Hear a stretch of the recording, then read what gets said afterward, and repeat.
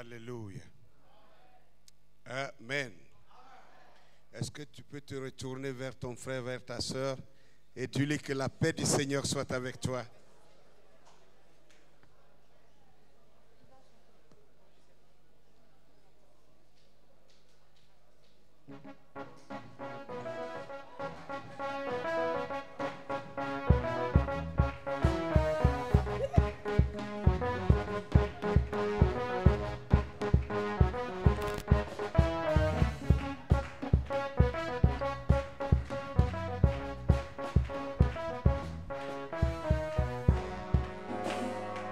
Alléluia. Un mot de prière. Père Céleste, c'est notre Dieu. Ce soir, notre joie est grande d'être ici rassemblés dans ta présence. Oh Dieu, nous avons été bénis depuis hier soir avec le premier canal par lequel tu t'es exprimé. Notre frère révérend, premier, ce n'était pas lui, mais toi qui t'exprimais au milieu du peuple ce matin avec notre canal, notre frère Atapis qui est venu, Seigneur, et qui a fixé la foi, Seigneur, pour la réception, ô Dieu, de tes bénédictions.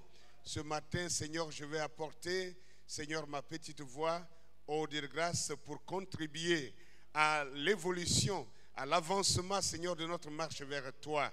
Nous prions, Père de gloire, que ta présence y soit et que ta grâce prenne le contrôle maintenant, Seigneur, pour disposer chaque cœur, disposer chaque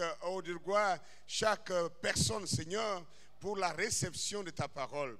Prépare un lieu de repos final dans chaque âme ce soir pour ta parole. Et que la parole puisse, ô Dieu, se loger et prendre, ô notre Dieu, l'entier contrôle de notre être. Dans le nom de Jésus, notre Sauveur, nous te l'avons demandé. Amen et Amen. Amen. Dieu vous bénisse. Avant de vous asseoir, nous allons lire l'Écriture.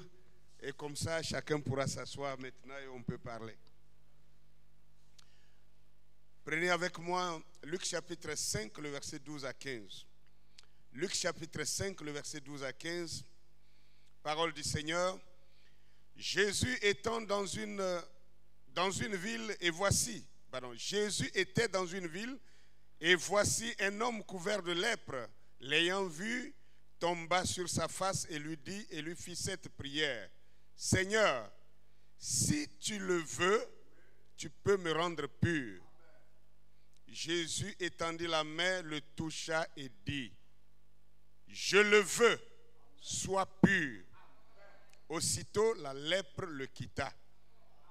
Puis il lui ordonna de n'en parler à personne. Mais, dit-il, va te montrer au sacrificateur et offre pour ta purification ce que Moïse a prescrit, afin que cela leur serve de témoignage. Sa renommée se répandit de plus en plus et les gens venaient en foule pour l'entendre et pour être guéris de leur maladie. Amen. Que le Seigneur bénisse la lecture de sa parole. Vous pouvez vous asseoir. Je voudrais juste prendre l'occasion pour remercier mon cher ami, l'aigle Tao. Est-ce que vous l'aimez? Une acclamation pour le pasteur Tao Jean-Louis. Amen. C'est beaucoup courageux de sa part. Nous étions ici à peine moins de 2 mois. Moins de 2 mois et avec tout ce qu'il a fait ici, les dépenses et tout ça, il revient encore. On dit chasser la nature et elle revient au galop. Donc c'est sa nature de faire les réveils. Dieu te bénisse. Et je voudrais saluer tous les éminents qui sont ici. Est-ce que vous les aimez? Ils sont à ma droite, ils sont à ma gauche. Amen. Révérend Tox, merci pour le message d'hier soir. Que le Seigneur te bénisse. Et j'ai mon binôme ici, le docteur King « Fortuné de Pointe-Noire. Vraiment, c'est quelqu'un avec qui j'ai commencé à faire de bonnes choses depuis un temps. Et on n'a pas le temps pour étaler ce qui se passe. Mais je crois que vous allez le voir dans si peu de temps. Voilà. Et il y a des choses souvent que quand on le dit, les autres peuvent prendre ça, voilà, banalement. Mais si c'est Dieu qui est dedans, Dieu tournera la chose d'une autre manière que même les aveugles verront. Que le nom du Seigneur soit béni. Alors, merci à chacun de vous. Je compte sur vous, sur chaque serviteur. Alors, l'autre que j'appelle le général de Koumassi, un général à 5 étoiles, Jesus, n'est-ce pas? Amen. Je crois que tous ces gens sont des généraux. Chacun a au moins 5 étoiles sur ses épaules. Alléluia. Voilà. Que le nom du Seigneur soit béni. Voilà, et je ne vais pas oublier celle qui est la plus importante dans cette réunion. N'est-ce pas? C'est la reine du Seigneur Jésus-Christ. N'êtes-vous pas cette reine-là? Vous êtes la reine du Seigneur Jésus-Christ. L'épouse de Christ est sa reine. Parce qu'il est le roi des rois. Et quand il régnera avec sa reine à ses côtés. Que Dieu vous bénisse. Amen. Alors, permettez-moi de lire maintenant mon deuxième texte pendant que vous êtes assis. Parce que je ne voulais pas vous maintenir longtemps debout. Alléluia. Je crois que le révérend Tox a lu le texte hier, mais permettez que je revienne quand même là-dessus. Amen. Quand il lisait, j'ai commencé à sourire. Juge chapitre 6, les versets 6 à 16. Lui, il avait lu du verset 1 à 16. Et moi, je lis de 6 à 16. Israël fut malheureux à cause de Madian. Et les enfants d'Israël crièrent à l'Éternel. Lorsque les enfants d'Israël crièrent à l'Éternel au sujet de Madian, l'Éternel envoya un prophète aux enfants d'Israël. Il leur dit, ainsi parle l'Éternel, le Dieu d'Israël. Je vous ai fait monter d'Égypte et je vous ai fait sortir de la maison de servitude. Je vous ai délivré de la main des Égyptiens et de la main de tous ceux qui vous opprimaient. Je les ai chassés devant vous et je vous ai donné leur pays. Je vous ai dit, je suis l'Éternel votre Dieu. Vous ne craindrez point les dieux des Amoréens dans le pays desquels vous habitez. Mais vous n'avez point écouté ma voix. Puis vint l'ange de l'Éternel qui s'assit sous le térébinthe d'Ophra qui appartenait à Joas de la famille des Biézer. Gédéon, son fils, battait le froment au pressoir pour le mettre à l'abri de Madian. L'ange de l'Éternel lui apparut et lui dit, l'Éternel est avec toi, vaillant héros. Gédéon lui dit, ah mon Seigneur, si l'Éternel est avec nous, pourquoi toutes ces choses nous sont-elles arrivées? Et où sont ces prodiges que nos pères nous racontent quand ils disent, l'Éternel ne nous a-t-il pas fait monter hors d'Égypte? Maintenant, l'Éternel nous abandonne et il nous livre entre les mains de Madian. L'Éternel se tourna vers lui et dit, va avec la force que tu as et délivre Israël de la main de Madian. N'est-ce pas moi qui t'envoie? Gédéon lui dit, ah mon Seigneur, avec quoi délivrerai-je Israël? Voici ma famille est la plus pauvre en Manassé et je suis le plus petit dans la maison de mon père. L'Éternel lui dit, mais je serai avec toi et tu battras Madian comme un seul homme. Amen. Que le nom du Seigneur soit béni. Alors je crois que tous ces décors placés maintenant, nous pouvons parler. Le grand thème, c'est la foi, un regard vers l'invisible. Alléluia. Un regard vers l'invisible. Mais c'est comme si ça contredisait le français. Un regard vers l'invisible.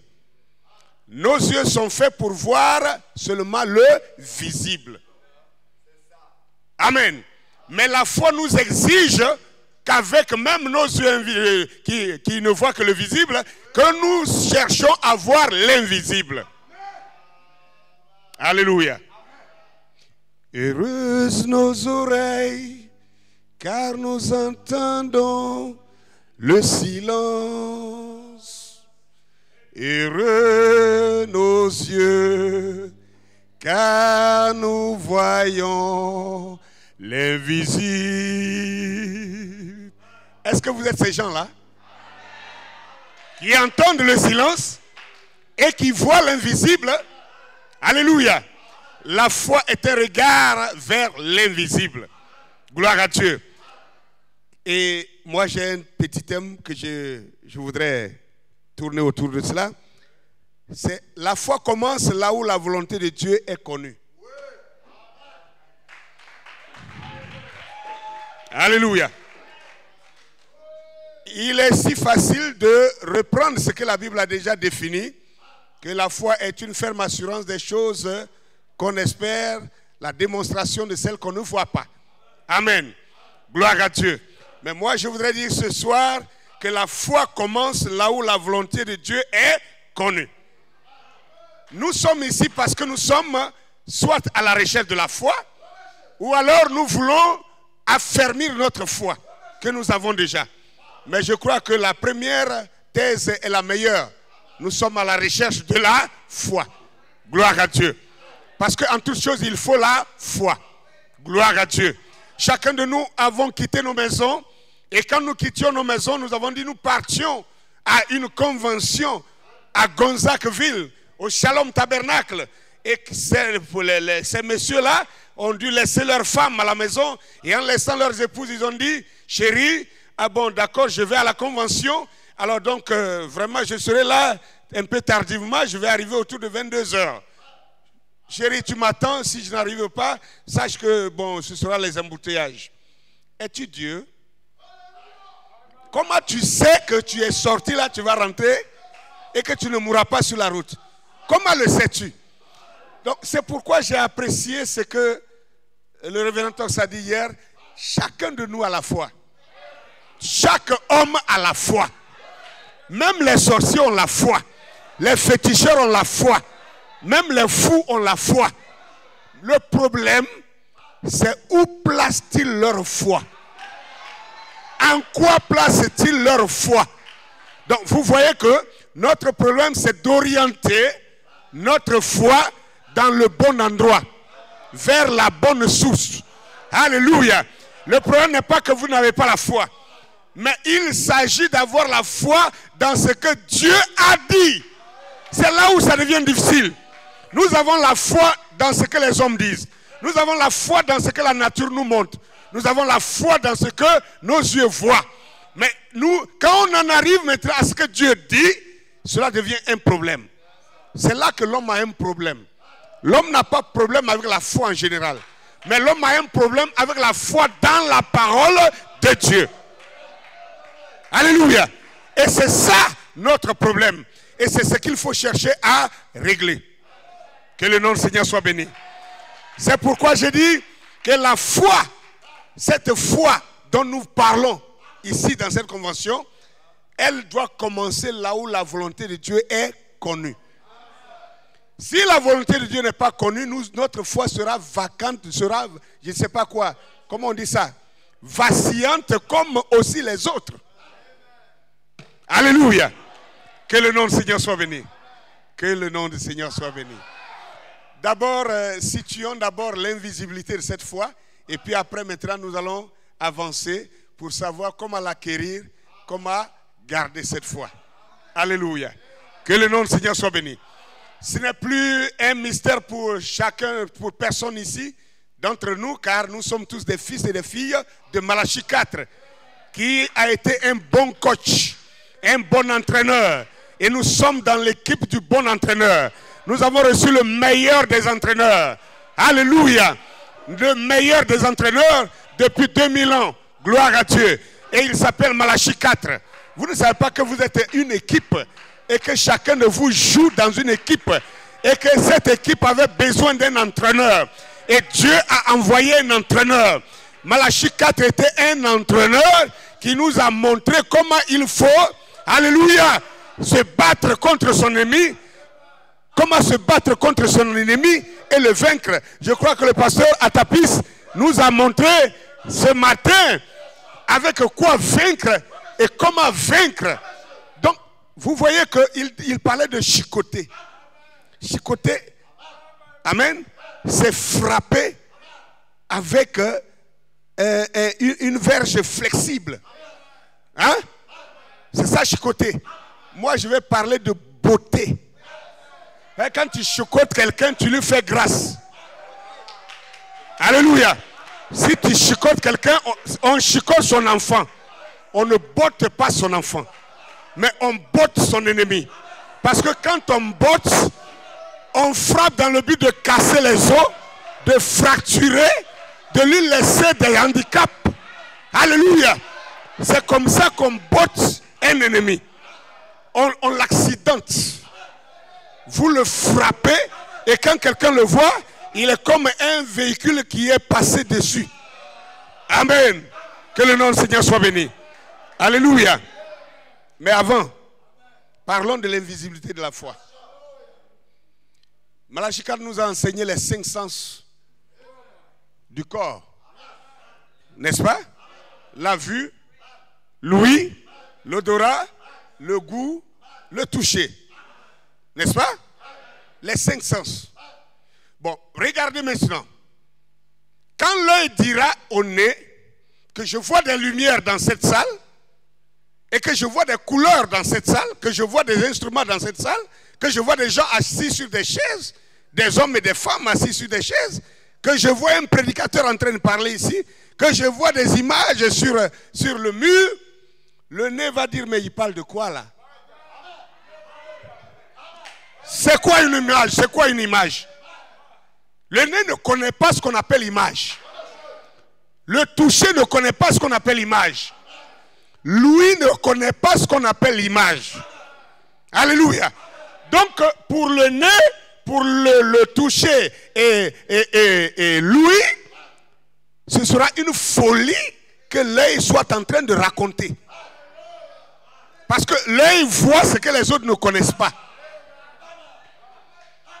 Et quand l'oreille va commencer à dire, mais les gens là, ils ont chanté un doux chant, un doux cantique. Non, c'était mélodieux. Il fallait entendre la guitare grincer. Il fallait entendre la batterie. Hein? Il fallait entendre les sœurs, elles ont chanté. L'œil va dire, mais il raconte quelle folie là. C'est quoi le son? L'œil n'en sait rien à propos du son. Alléluia. L'œil ne sait rien à propos du son. Gloire à Dieu. Gloire à Dieu. Gloire à Dieu. Quand le nez va commencer à se vanter du bon parfum du pasteur Maxime, que le pasteur Maxime, il est passé à côté de moi, mais il a un parfum incroyable. Je ne sais pas où il a eu ce parfum. C'est un parfum qui est vraiment très suave. Ça sent bon. L'œil et l'oreille vont le regarder comme un fou. Mais c'est quoi l'odeur? L'œil n'en sait rien. L'œil ne connaît pas les odeurs. L'oreille ne sait pas ce qu'on appelle odeur. Est-ce que je me fais comprendre? Etc., etc., etc. Prenez maintenant chaque sens et orientez-le vers l'autre sens. Vous allez vous rendre compte qu'il est étranger à ce que ressent l'autre sens. Nous sommes d'accord? Nous sommes d'accord.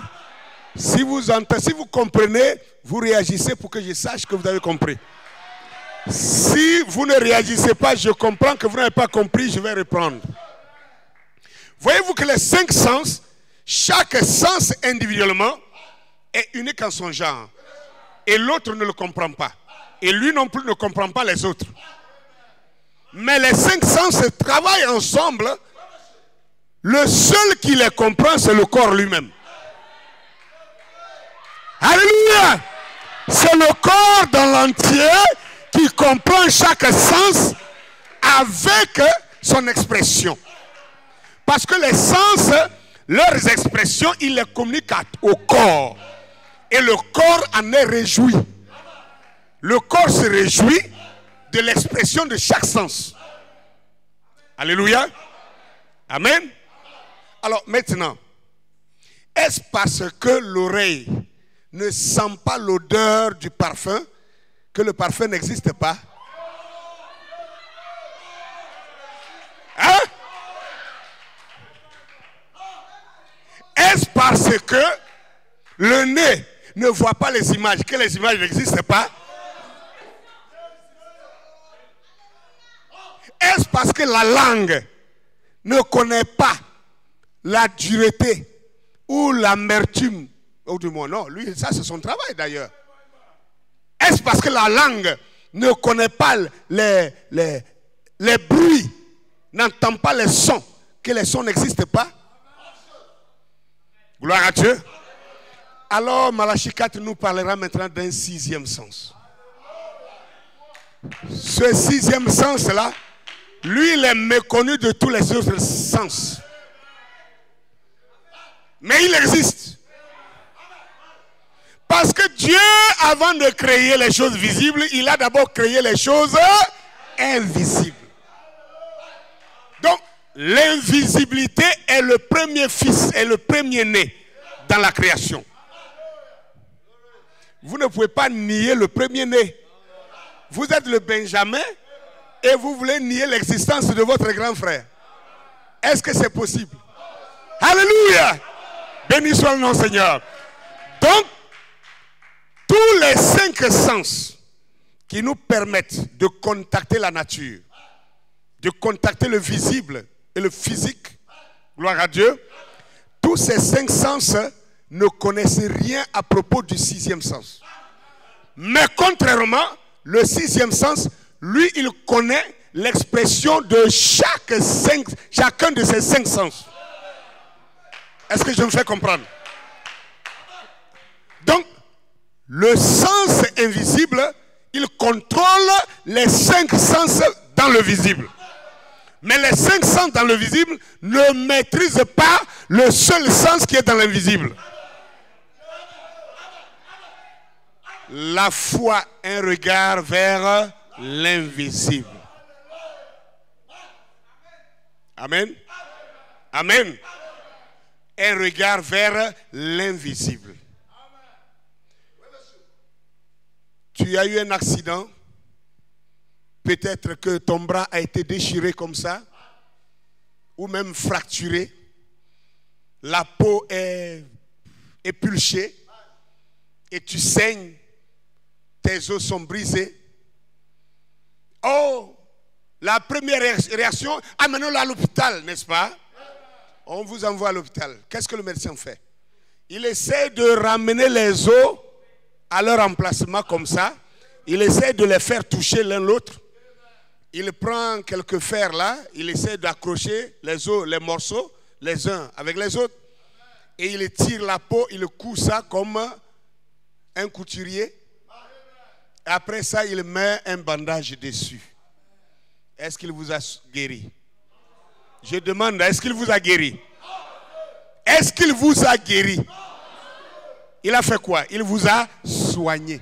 Soigner, ce n'est pas guérir.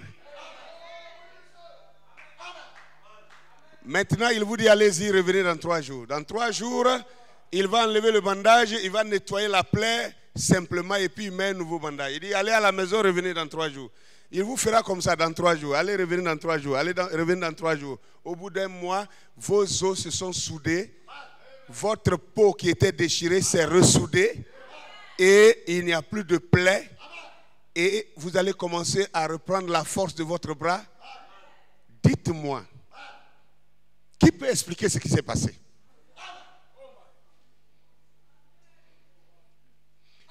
Au fait, nous ne voyons pas l'invisible qui se manifeste tous les jours devant nous.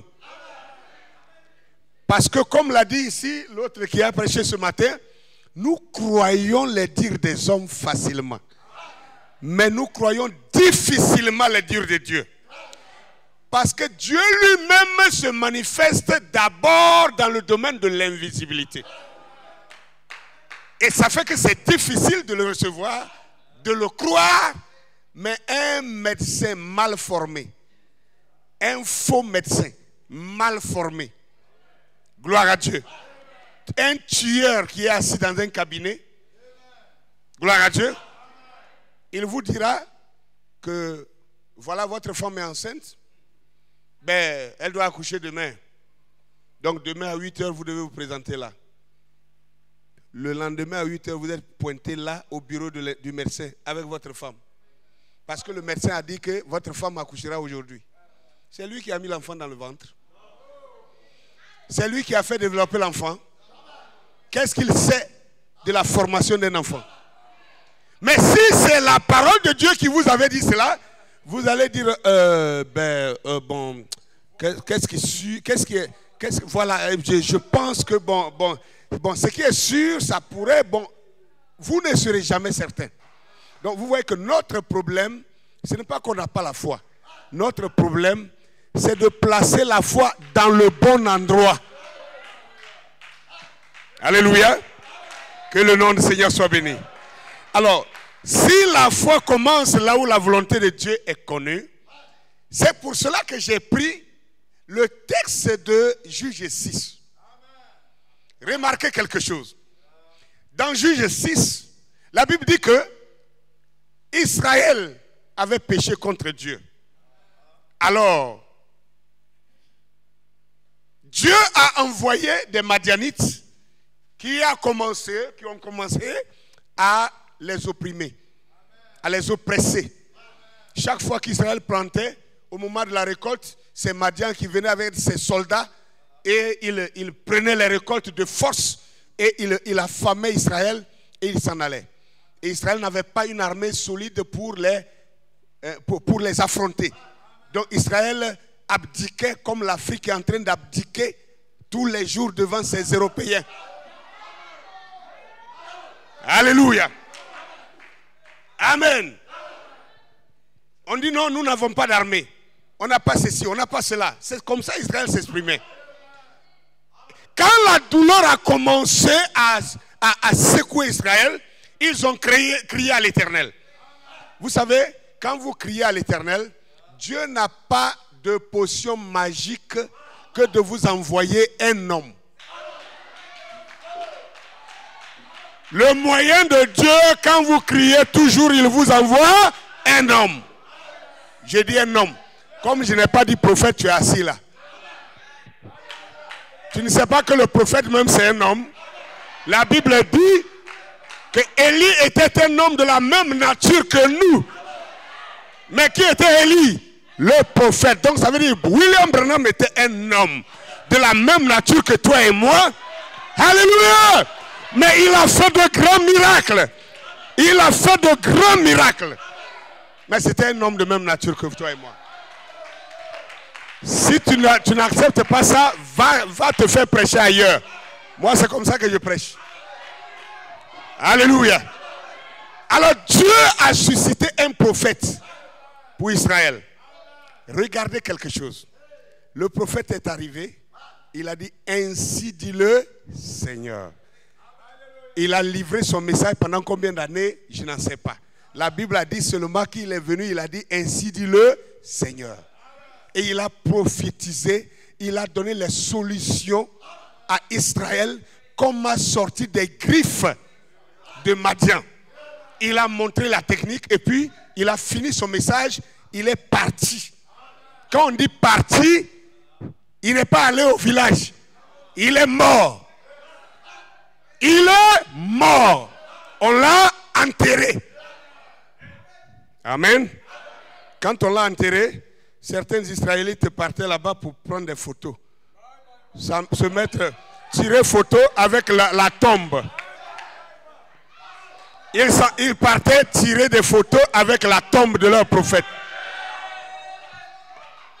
Ils ont tiré des photos pendant des années avec la tombe de leur prophète. Ça n'a pas donné de solution. Il y avait un seul. Il s'appelait Gédéon.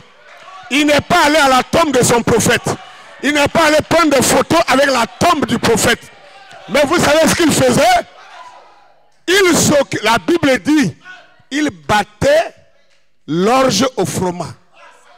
N'est-ce pas? Ça veut dire, il avait le message de son prophète.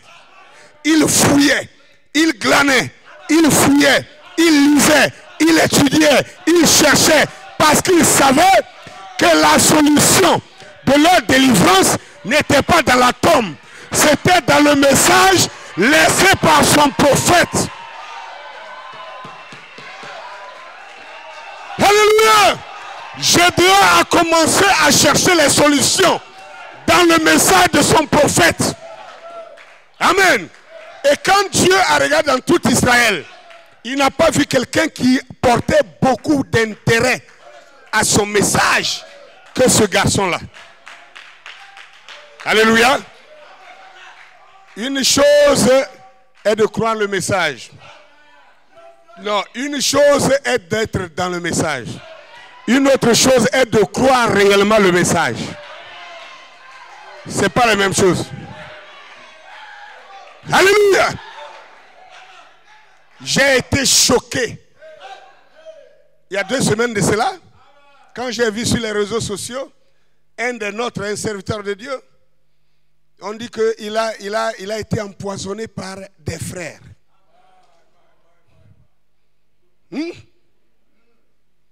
Dans ce message-là. Hein? Tout ça, c'est des croyants. Si vous fouillez, vous verrez que peut-être même les auteurs de cet acte-là, c'est des gens qui ont des photos avec des colonnes de feu sur eux. C'est des gens qui ont déjà fait au moins 3 fois, 4 fois, 5 fois, 10 fois aller-retour sur Jeffersonville. Ils ont tiré des photos avec la tombe du prophète. Gloire à Dieu. Mais Dieu n'a pas besoin de ça. Dieu a besoin de Gédéon. Dieu a besoin des gens qui s'occupent du message en étudiant, en glanant le message, en fouillant le message, en cherchant à comprendre qu'est-ce que nous allons faire pour trouver la solution à notre problème. Alléluia. Une autre remarque. Vous allez voir là que quand le prophète est parti, amen, ce n'était pas plaie qui a commencé.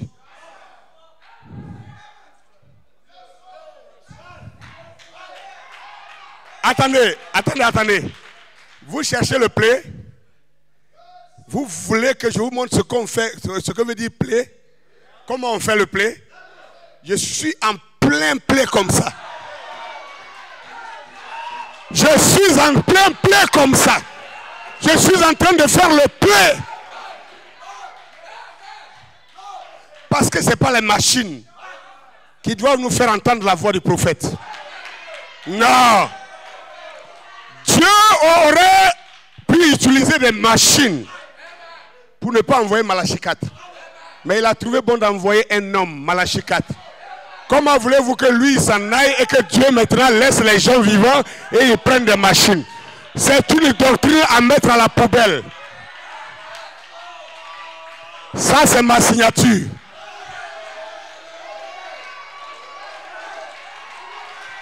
Dites-le à qui veut l'entendre. Nous ne tuerons pas le Dieu de Branham. Nous ne tuerons pas le Dieu du prophète. Alléluia. Il est vivant. Et il restera vivant.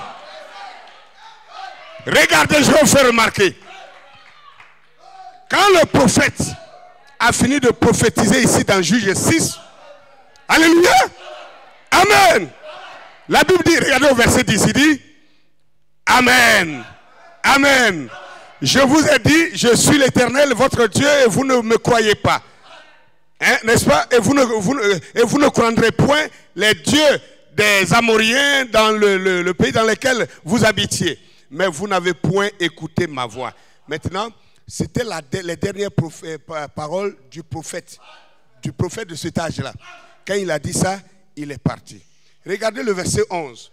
Le verset 11 dit maintenant, puis vint les machines pour faire plaie.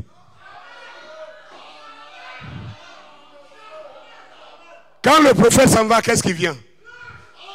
La Bible dit, puis vint l'ange de l'Éternel. Quand le prophète est parti, c'est l'ange de l'Éternel qui descend. Parce qu'en réalité, il ne fait pas que descendre, il était avec le prophète. Et le prophète s'en va, il laisse l'ange. Et l'ange doit continuer à faire ce qu'il faisait avec le prophète. Il va continuer à le faire avec ceux qui ont cru le message du messager. C'est de ça qu'il est question. Alléluia. Donc, puis vint l'ange qui s'assit sous le térébinthe. Et pourquoi il est parti? Il n'est pas allé en ville. Il n'est pas allé dans un tabernacle. Il est allé en brousse. Il est allé au champ. Dieu te bénisse, pasteur Atapis. Il a dit que lui, il partait prier sur la montagne et tout ça.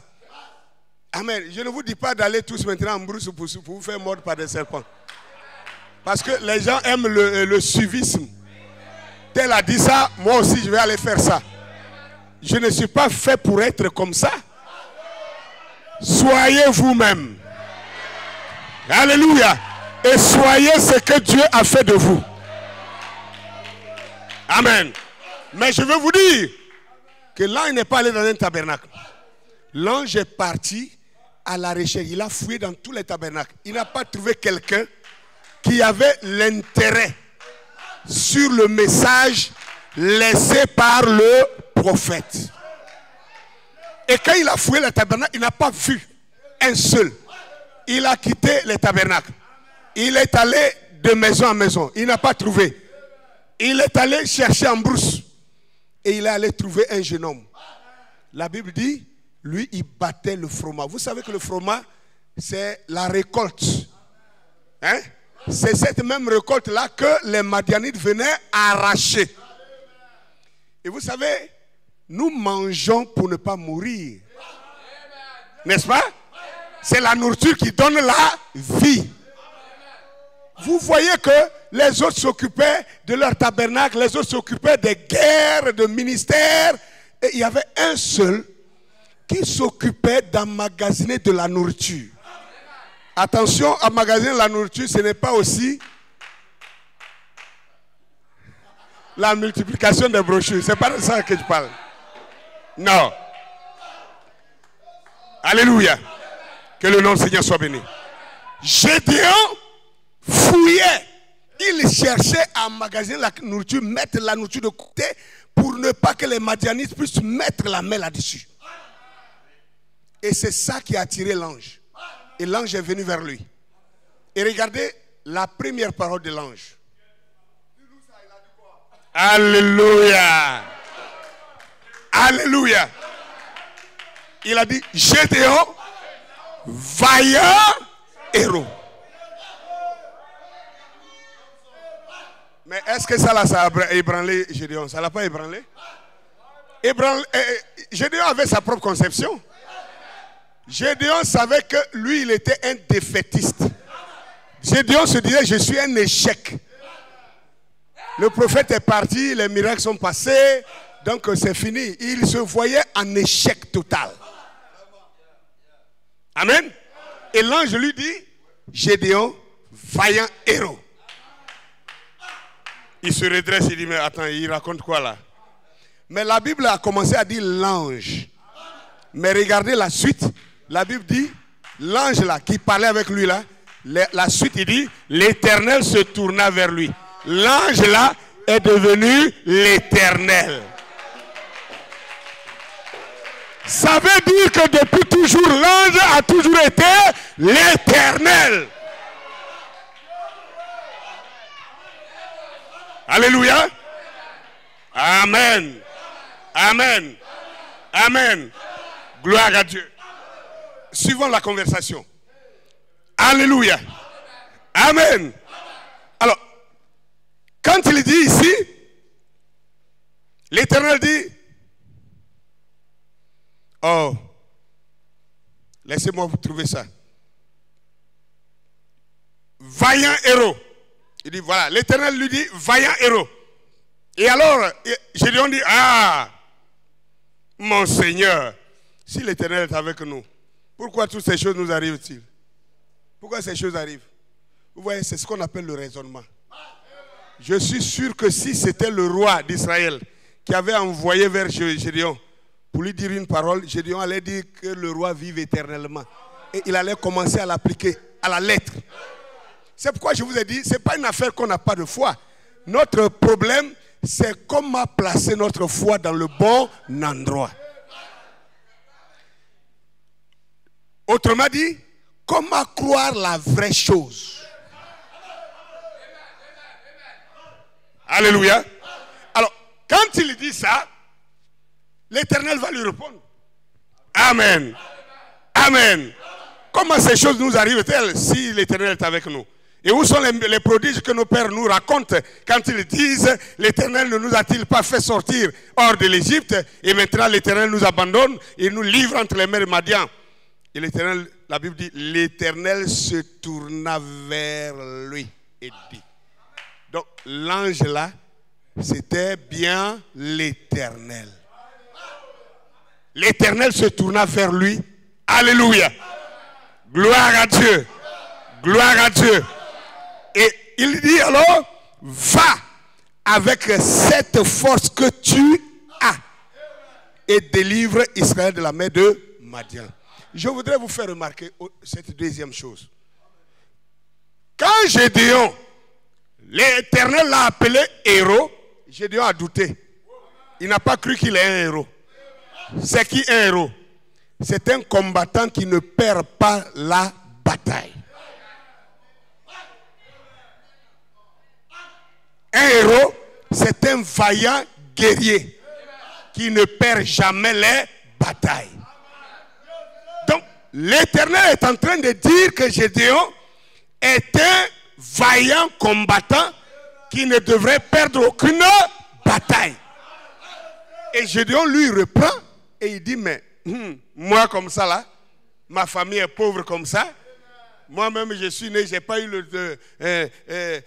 l'opportunité d'aller loin à l'école. Il commence à montrer ses faiblesses. Mais Dieu te regarde, il n'a pas vu de faiblesse en toi. Attends, tu ne m'entends pas, hein? J'ai dit, Dieu n'a pas vu de faiblesse en toi. Dieu te regarde ce soir, il ne voit pas de faiblesse en toi. Dieu ne voit que la puissance en toi. Dieu ne voit que la force en toi. Dieu ne voit que la capacité en toi. Dieu ne voit que la vaillance en toi. Alléluia. Mais Dieu dit, mais va avec la force que tu as. Dieu n'a pas dit, tiens une nouvelle force. Il n'a pas dit, j'accepte que tu es faible, mais je te donne la force maintenant. Il n'a pas dit ça. Non, non, non, non, non. Dieu n'est pas venu avec une force nouvelle. Dieu lui dit, moi je t'ai appelé vaillant héros. Ça veut dire que la vaillance, la puissance, la force, l'autorité, la victoire, la foi, le triomphe, la réussite, tout est en toi. Alléluia. Alors Gédéon, va avec la force que tu as et délivre Madian, délivre Israël de la mer Madian. Frère, comment voulons-nous encore aller chercher une nouvelle force alors que Dieu est en train de nous montrer que toute la force qu'il possède là est déjà en nous? Si c'était une guerre de citation, je crois que même les sœurs ici allaient me dire, ah mais Frère Branham dit que tout ce qui était en Dieu, il a déversé en Christ. Tout ce qui était en Christ, il a déversé dans l'église. Bon d'accord, et ce qui était en Dieu là, il a déversé en Christ, non? Christ aussi l'a déversé où? Hein? En l'église. L'église. L'église. Quelle église? C'est qui l'église? Où est l'église? Où est l'église? Où est l'église? Alors Christ a déversé toute sa force en toi. En toi. C'est pourquoi quand il est venu, Il n'a pas dit je te donne une nouvelle force. Il dit va avec la force que tu as et délivre Madian. La force est déjà en toi. La force là, c'est déjà en toi. Alléluia. Notre problème, c'est d'accepter ce que Dieu a dit. Qu'est-ce qu'il a dit de toi? A-t-il dit faible femme? A-t-il dit faible frère? Alléluia. Laissez-moi vous dire une chose. Ce soir, Jacques Philippe, ce soir je te dis, tu es plus puissant que le plus grand soldat de Côte d'Ivoire. Tu es plus puissant que le général d'armée de Côte d'Ivoire.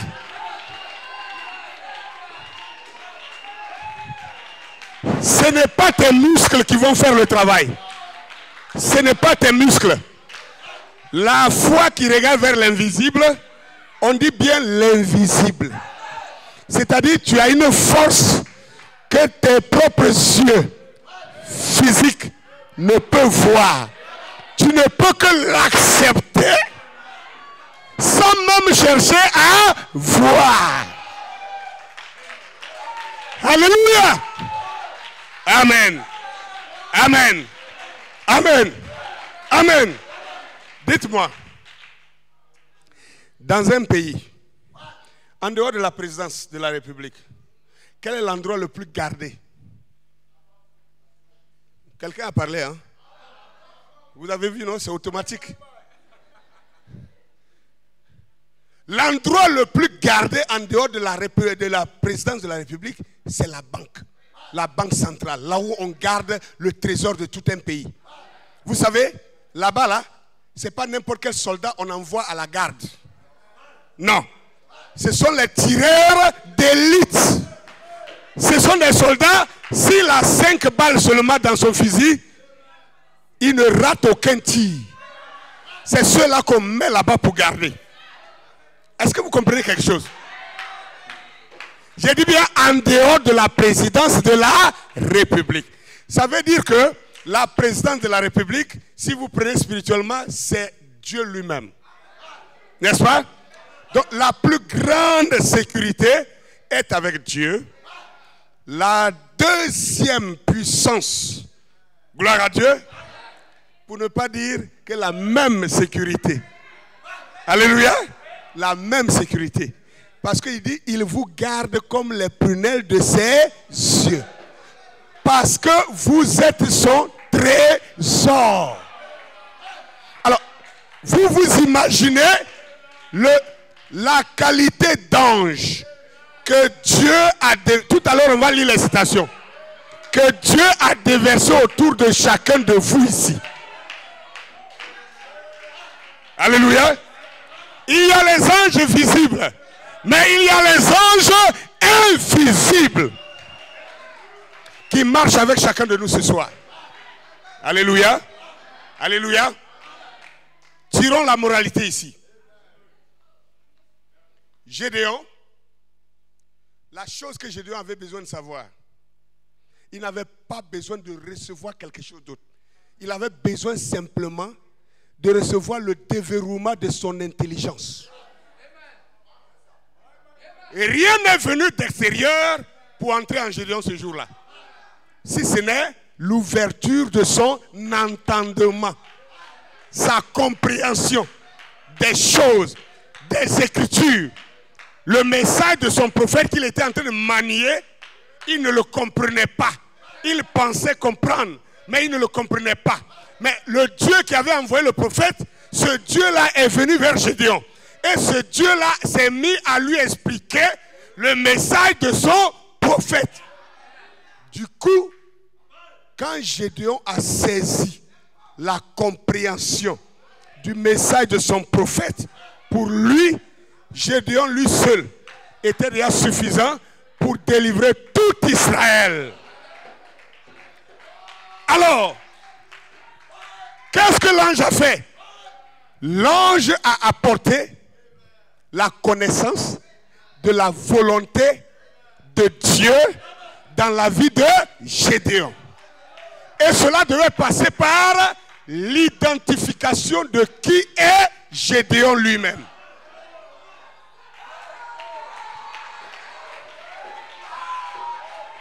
Alléluia! Béni soit le nom du Seigneur. Gédéon devait d'abord savoir qui il est. Parce que Gédéon avait une conception négative de lui-même. Mais Dieu avait la conception positive de Gédéon. Alléluia. N'est-ce pas ce qu'on est en train de faire à l'Afrique? On dit les Africains sont nuls. Les Africains ne travaillent pas. Les Africains sont des paresseux. Ceux qui parlent comme ça là, c'est eux-mêmes qui nous ont conditionnés dans cette position.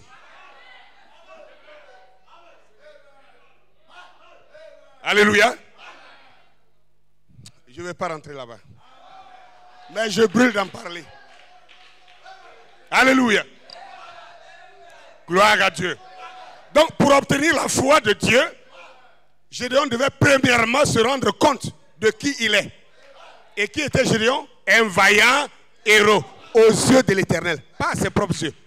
Aux yeux de l'Éternel, Gédéon était un vaillant héros. Alléluia. Mais à ses propres yeux, il se considérait comme un échec. Amen. Ensuite, l'Éternel lui dit, va avec la force que tu as. La force de la délivrance d'Israël était déjà en Gédéon depuis sa naissance.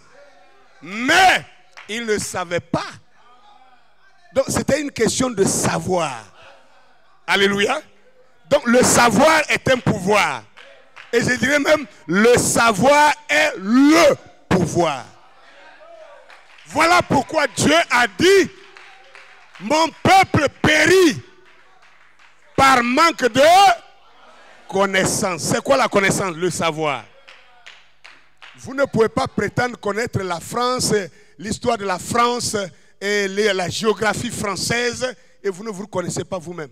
Vous ne savez même pas qui vous êtes. Vous ne savez même pas votre pays est situé dans quelle région, sur la carte même. Mais vous connaissez tout sur l'Amérique. Vous connaissez tout sur la France. Vous connaissez tout sur l'Allemagne. Vous ne vous connaissez pas vous-même.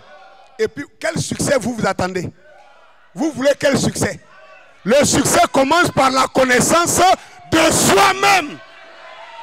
Et attention, ne vous laissez pas tromper. C'est parce que les églises ont manqué de prêcher la connaissance de soi qui est biblique que les jeunes gens vont dans les loges maçonniques, rosicruciennes, qui les blaguent pour dire venez, on va vous enseigner la connaissance de vous-même. Mais il n'y a pas un document qui nous montre qui nous sommes mieux que la Bible. Il n'y en a pas. Alléluia. Amen. Que le nom du Seigneur soit béni. Amen. Amen. Donc ensuite, voyez-vous, pour posséder la foi, non, moi,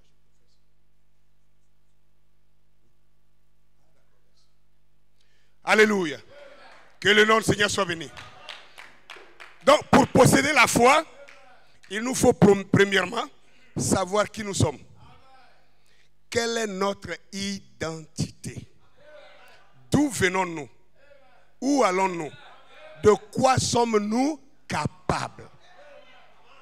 Si on n'a pas la réponse à ces questions-là, il nous est impossible d'avoir la foi. Et à ces questions, le prophète nous a prévu des réponses. Que le nom du Seigneur soit béni. Que le nom du Seigneur soit béni.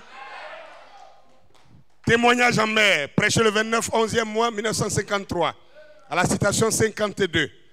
Je prends juste à partir du 3e paragraphe. Il dit ceci. Et puis, alléluia. Il dit, tu as créé les cieux et la terre. Tu as simplement appelé à l'existence par la parole. Et puis, de savoir que ce même Dieu nous a aimés suffisamment pour nous accorder la nouvelle naissance, afin que nous devenions des fils et des filles, et il nous a donné des droits égaux à Jésus-Christ. Je n'ai pas entendu, hein? Des droits égaux à Jésus-Christ. Il nous a donné des droits égaux à Jésus-Christ comme ses frères dans la gloire, étant cohéritiers avec lui dans le royaume. Combien nous te remercions, Seigneur. Alléluia. Vous voyez, lire les citations, c'est bon. Mais les comprendre, c'est mieux. Et vous venez de montrer que vous n'avez pas compris.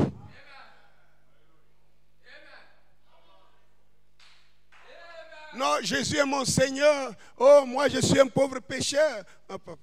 Maintenant, le prophète te dit que Dieu, créateur du ciel et de la terre, maître de tout l'univers, il a fait de toi fille de Dieu, fils de Dieu. Il vous a fait égaux avec Jésus-Christ. Alléluia! Bon, montrez-moi. Quelle situation qui a pu échapper à Jésus-Christ? Montrez-moi devant quoi Jésus-Christ va être incapable. Donc, vous voyez que notre problème n'est pas ailleurs, c'est la compréhension, la connaissance de qui nous sommes. Il a fait de nous fils et filles de Dieu égaux, pas en dessous de Jésus, mais égaux avec Jésus. C'est lui qui dit ça ici. Alléluia. Que le nom du Seigneur soit béni. Dieu amène son église à la perfection.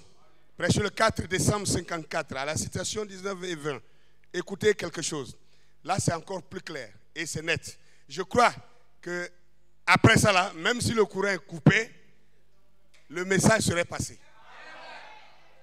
Il dit, les pentecôtistes ont reçu le baptême du Saint-Esprit. Et cela les fait participer à la communion en harmonie avec Dieu, des fils et des filles de Dieu nés de nouveau. Enseignez-leur la Bible et ils vont croire cela. Suivez bien. Hein? Enseignez la Bible aux pentecôtistes et ils vont croire cela. Parce qu'ils ont reçu le Saint-Esprit, ils sont nés de nouveau. N'est-ce pas? Il dit maintenant, mais la chose est qu'ils oublient qui ils sont.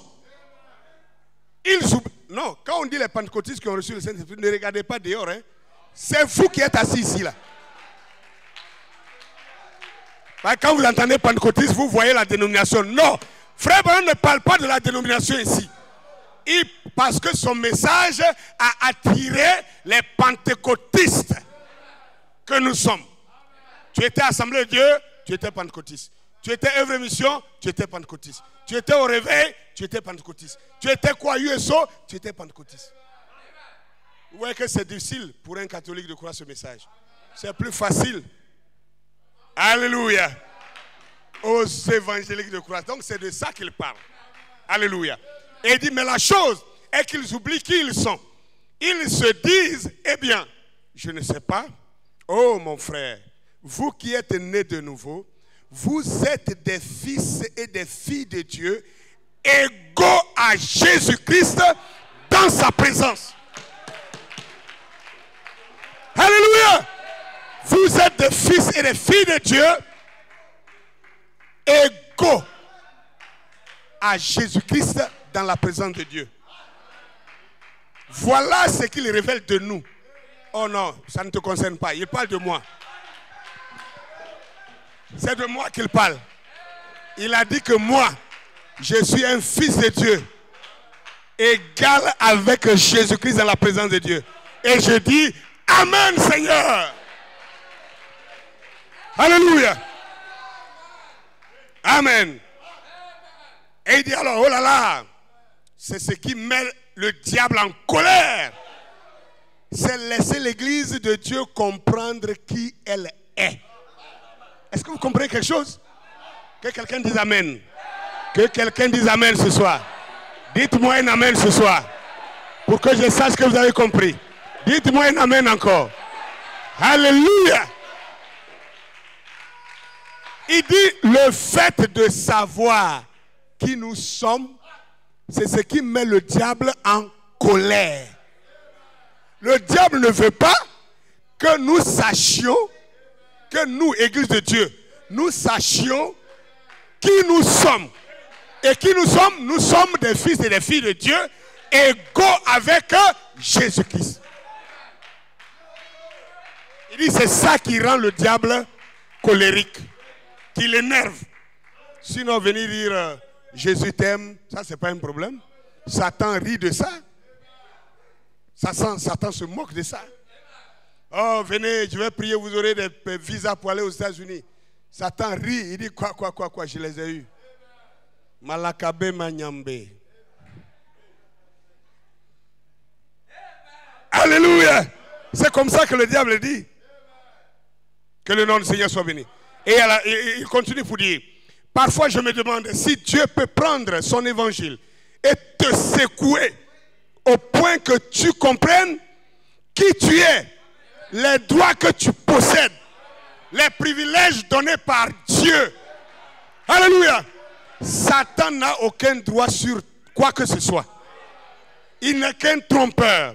Au calvaire, il a été dépouillé de tout ce qu'il avait quand Jésus-Christ a pris la place du pécheur et qu'il est mort au calvaire. Satan n'a plus le droit. Il n'a plus de droits légaux sur quelque chose. Alléluia. Mais tout se trouve, écoutez bien maintenant. Il dit, mais tout se trouve entre les mains de l'Église et du croyant. Ah! Tout se trouve entre les mains de l'Église et du croyant.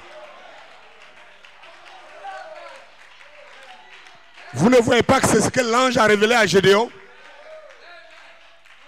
L'ange a révélé à Gédéon que la délivrance de tout Israël se trouvait entre lui, ses mains. Entre ses mains. Mais est-ce que Gédéon le savait? Depuis toute sa naissance, tout ce pouvoir était déposé en lui.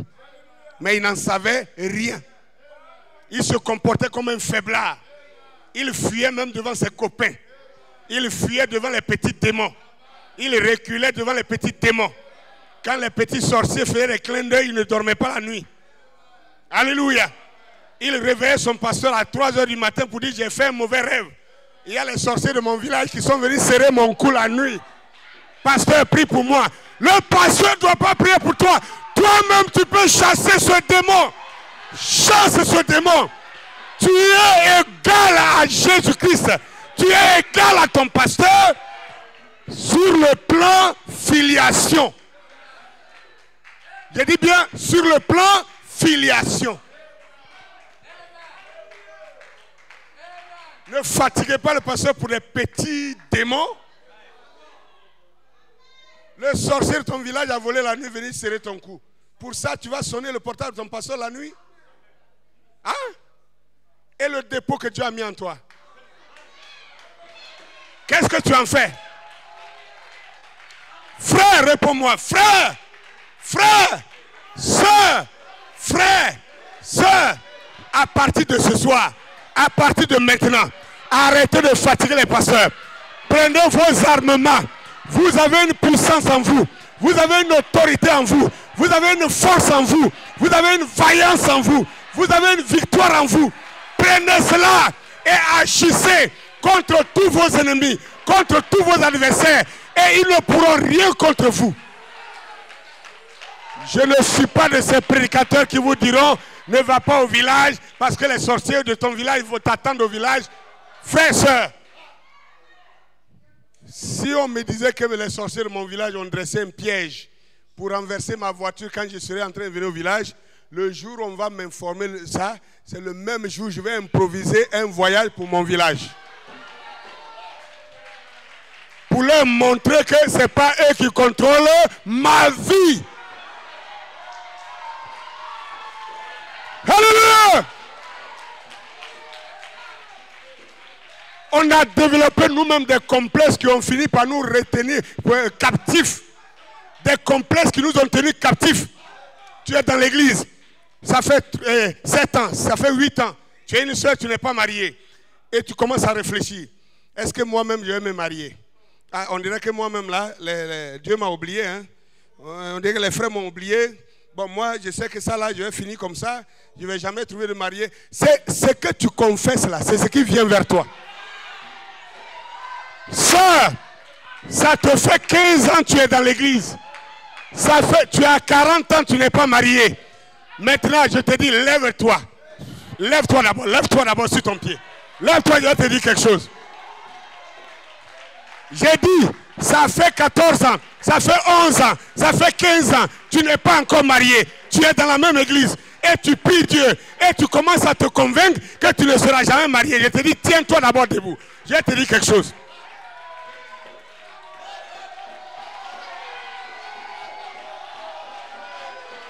Ce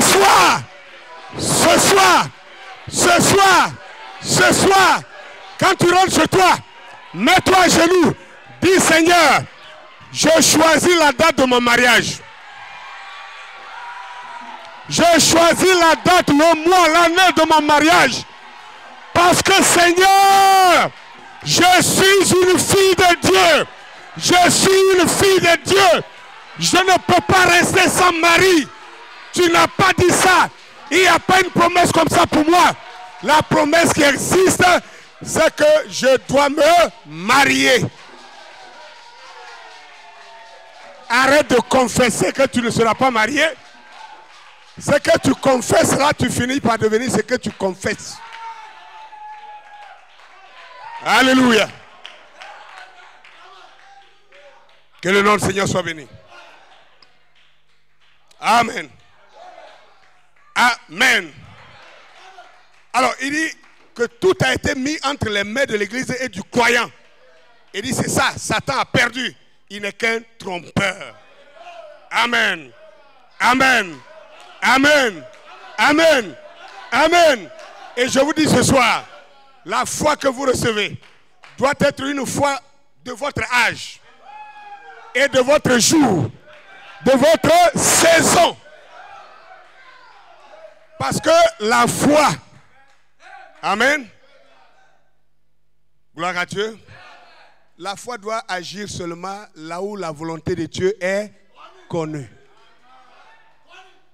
Tu dois chercher quelle est la volonté de Dieu pour moi en ce moment-là, en 2021. Quelle est la saison? Quelle est la volonté de Dieu pour moi? Tu parles de saison? Oui, je parle de saison. Mais Malachie 4, oui, je sais que Malachie 4 a dit. Mais laissez-moi vous dire une chose. Malachie 4, c'est l'âge. Malachie 4 couvre tout l'âge. Mais dans un âge, c'est comme une année. Un âge d'un messager, c'est comme une année. Et dans l'année, il n'y a pas qu'une seule saison. Dans l'année, il y a plusieurs saisons. Dans quelle saison es-tu? C'est ça qu'il faut chercher à voir. Parce que la volonté de Dieu doit être connue d'abord. Laissez-moi remonter au premier texte que j'ai lu.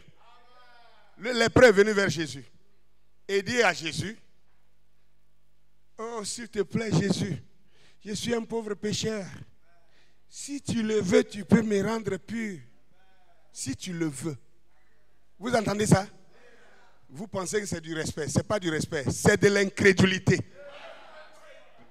Ce n'est pas du respect. Hein? Il dit, si tu le veux, tu peux me rendre pur. Jésus a d'abord corrigé sa théologie avant de le guérir. Jésus dit, mais attends, si je le veux, mais je le veux, sois pur. Regardez, vous ne voyez pas quelque chose qui est là. Il y a un danger auquel nous sommes tous exposés. Tout le monde sait que Dieu est tout puissant. Tout le monde sait que Dieu est capable de tout faire. N'est-ce pas? Même Satan ne peut pas te prêcher le contraire. Satan, même s'il apparaît ici physiquement, il ne va jamais te dire que Dieu est incapable de faire quelque chose. Il te dira toujours, Dieu est capable de tout faire. Dieu peut tout faire. Il n'y a pas d'impossibilité en Dieu. Même Satan même peut dire ça. Mais vous savez où il peut nous avoir? Où il nous tient toujours? Il vous dira que tu vois, il paraît que Paul était bossu. Donc lui-même qui était l'apôtre de Dieu, si Dieu l'a laissé avec des maladies, peut-être que ta maladie là, c'est la volonté de Dieu, il ne faut pas forcer. Dieu n'a jamais voulu que quelqu'un soit malade. Jamais, jamais, jamais, jamais. Jamais. Donc, le célibat ne peut pas être la volonté de Dieu.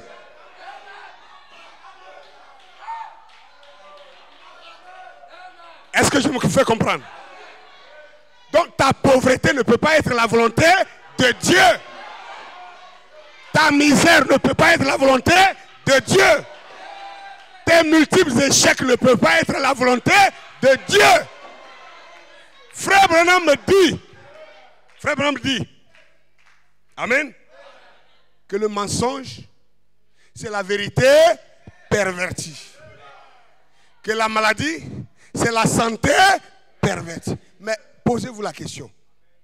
Qui les pervertit? Est-ce Dieu lui-même qui a créé la santé là, qui va venir pervertir sa propre santé? Donc ça veut dire que la perversion n'est pas de Dieu. Ne laissez personne, je dis bien personne, même moi, il y a des gens dans mon église, je prie pour leur cas. Ce n'est pas encore résolu. Mais jamais je ne leur dirai que c'est la volonté de Dieu. Jamais. Écoutez. Il y a même une interrogation sur la maladie de Paul. Paul explique ce que c'est. Quand il parle des soufflets, il a reçu des soufflets et tout ça. Il dit quoi? Les chardes qu'il avait dans sa chair, ce n'était pas un démon en lui. Non. Il explique ça dans la même Bible. Il a été chicoté 40 coups moins 1 plusieurs fois. Il a été mis en prison. Il a été frappé ici. Il a été humilié ici. C'est de ça c'est ça les chardes. Paul était fait pour être un homme glorieux. Un ministre de Dieu doit être respecté plus qu'un ministre de la République. Mais ce n'est pas le cas. On l'avilisait. On l'humiliait. Des gens sont allés même jusqu'à écrire que c'est parce que Paul, il avait les yeux pourris. Que Paul, il marchait et puis il y avait le puits qui sortait de ses yeux. C'est des bêtises. Vous imaginez Dieu envoyer son puissant prophète. Lui qui passait et son ombre guérissait les malades. Lui-même, il a les yeux pourris. Et puis, comment on appelle, le puits sort de ses yeux. Vous pouvez imaginer ça? Lui-même, il est bossu. Il est comme ça, courbé. Et puis, il n'arrive pas à marcher. Et puis, il dit, oh, in the name of Jesus, be healed in the name of Jesus. C'est quelle sorcellerie ça là? Si vous voulez comprendre quelqu'un qui a bien expliqué les chardes de Paul, allez chercher le livre de Bossoff. Vous savez que Frédéric Bossoff était l'ami de Frère Branham. J'ai découvert dans ce livre-là que Frère Branham reprend les dires de Bossoff à plusieurs endroits. Vous qui pensez que notre Frère Branham, lui, n'apprenait pas, c'est l'ange qui lui donnait tout. Détrompez-vous. Il lisait beaucoup. Il lisait beaucoup. Et il le dit lui-même. Donc, Jésus a d'abord corrigé la fausse doctrine de ce lépreux. Le lépreux savait que Dieu était capable. Que Jésus est capable. Il est tout puissant. Il peut le guérir. Mais il doutait sur la volonté de Dieu de le guérir. Vous voyez là où se trouve le danger? Pasteur, je sais que toi, tu es très expérimenté dans la guérison. Il faut retenir ça pour... Si tu ajoutes ça dans ta prédication, tu vas voir les résultats pour ça. Parce que, regardez un peu. Amen. Un exemple simple pour que vous compreniez. Si un milliardaire rentrait ici, et puis il se lève, il prend le micro, il dit, ben, vous savez, c'est moi, Aliko Dangote, le plus grand milliardaire de toute l'Afrique. En Côte d'Ivoire, c'est qui là d'abord? Diagou. Jean-Baptiste Diagou. Si Diagou rentrait ici, il dit, vous connaissez, c'est moi Jean-Baptiste Diagou, le plus grand milliardaire de Côte d'Ivoire. Bon, je suis venu pour vous dire ce soir que je peux donner l'argent à tout le monde ici. Je peux donner l'argent à tout le monde ici. Mais ça va vous bouger en quoi? En quoi ça va vous bouger? D'ailleurs, vous ne serez même pas content d'entendre ça. Il dit, il peut donner. Mais nous-mêmes, on sait que tu peux donner. Tu es milliardaire. Nous, on est des pauvres. On n'a même pas 10 000 pour certains de nous dans nos maisons. Donc si tu dis tu peux nous donner l'argent, nous on sait que tu peux donner. Même si tu dis tu peux donner 1 million à chacun de nous ici, tu peux donner. Ça c'est vrai. Mais en quoi est-ce que moi je vais être content?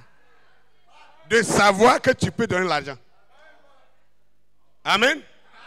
Maintenant, s'il change et il dit, bon, vous savez, vous êtes nombreux ici, mais je veux donner 1 million à 50 personnes parmi vous ici. 1 million à 50 personnes, chacun, 1 million, 1 million, 1 million à 50 personnes. Vous savez que ce soir-là, on est des centaines ici. Là encore, ça va créer un trouble. Parce que tu sais qu'il peut donner. Tu sais aussi qu'il veut donner. Mais est-ce que 50 personnes là, est-ce que moi aussi, je serai parmi les 50? Alléluia! Vous voyez que ta foi sera moitié, ballottée. Amen. Ce qu'il peut dire pour que chacun de nous saute ici. Et puis on va avoir la foi et croire qu'on va partir avec 1 million chacun. S'il dit, vous savez, je suis Jean-Baptiste Diagou, le grand milliardaire de Côte d'Ivoire. Je suis venu dans votre église. Alors, peu importe votre nombre, peu importe combien vous êtes, diacre, fermez la porte, tous ceux qui sont dans le bâtiment, je vais leur donner 1 million de francs chacun. Alléluia! Qui de vous ne va pas croire ça? Chacun sera maintenant rassuré que tu sois devant ici, que tu sois au milieu, que tu sois derrière, tu vas recevoir ton 1 million. Parce qu'il a dit, il donne à tout le monde. Est-ce que je me fais comprendre? Est-ce que je me fais comprendre?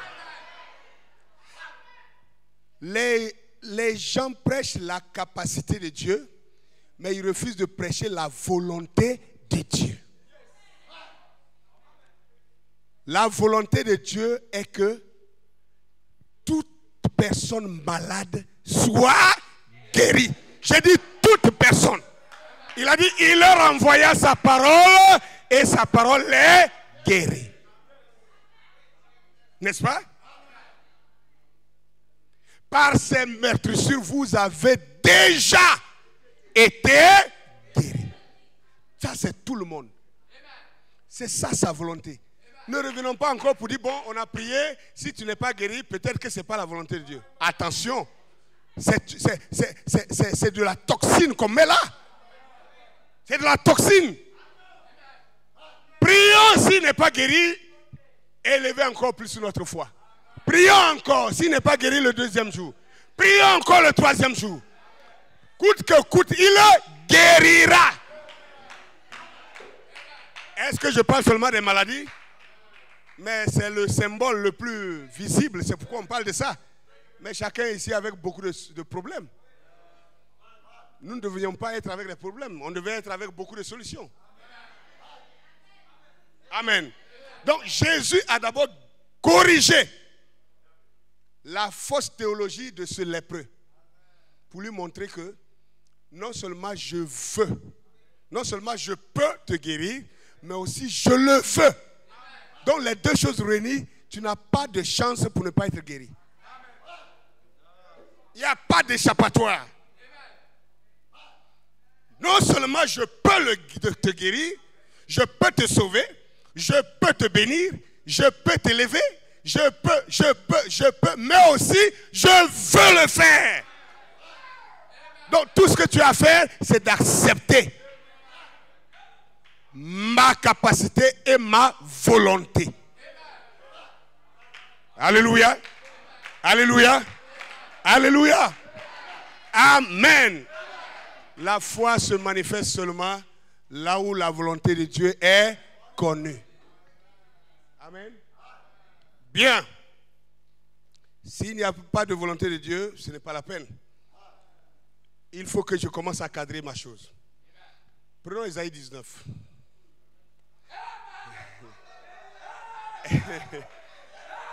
Est-ce que je pouvais manquer ça? Amen. Isaïe 19. Gloire à Dieu. Le verset 18 nous dit ceci. En ce jour-là, il y aura dans le pays d'Égypte 5 villes où l'on parlera la langue des Hébreux et où l'on prêtera serment par l'Éternel, le Seigneur des armées célestes. On appellera l'une des villes la ville du soleil. Ok? Alors au verset 20, il dit ceci. Et quand les Égyptiens crieront à l'Éternel à cause de leurs oppresseurs, il leur enverra un libérateur qui prendra leur parti et les délivrera. L'Éternel se fera connaître au pays d'Égypte, de l'Égypte, et ce jour-là, les Égyptiens connaîtront l'Éternel. Bien, je voudrais redresser votre pensée à propos de l'Égypte ici. Quand la Bible parle de l'Égypte, ce n'est pas le pays maghrébin là. La Bible parle ici de l'Afrique. Amen. Et Dieu promet qu'au temps de la fin, il y aura 5 villes en Afrique qui parleront l'hébreu. C'est pourquoi ce monsieur-là, je le taquine. On va parler, hein? Ah! On va parler. Tu ne m'échapperas pas. Alléluia. Amen. Alors, il dit en ce moment, l'Afrique connaîtra l'Éternel. Vous suivez bien? Verset 22. L'Éternel frappera les Égyptiens. Donc là où il y a Égyptiens, mettez Africains. Donc l'Éternel frappera les Africains. Il les frappera, mais il les guérira. Et ils se tourneront vers l'Éternel et qui les exaucera et les guérira.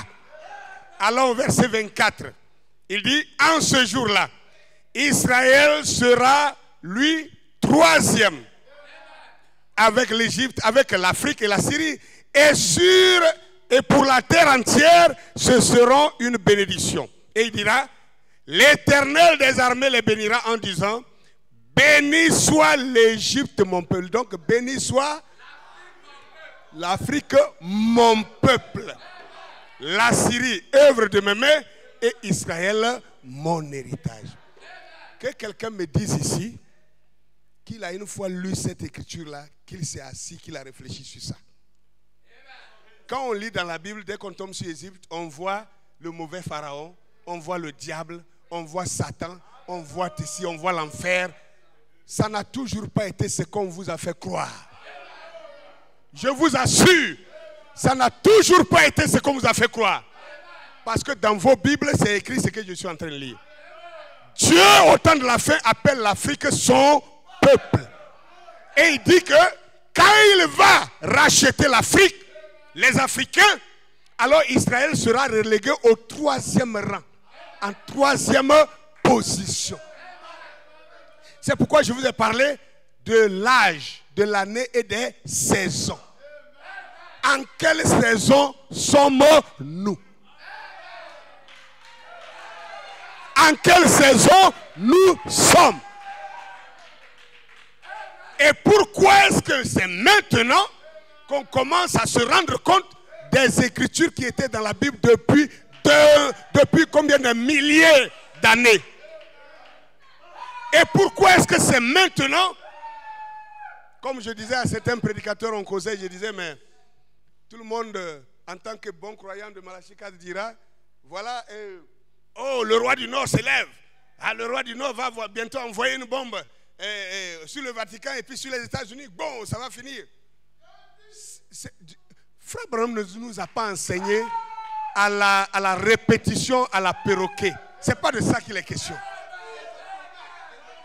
Non! Ne soyons pas des automates. Bon, d'accord.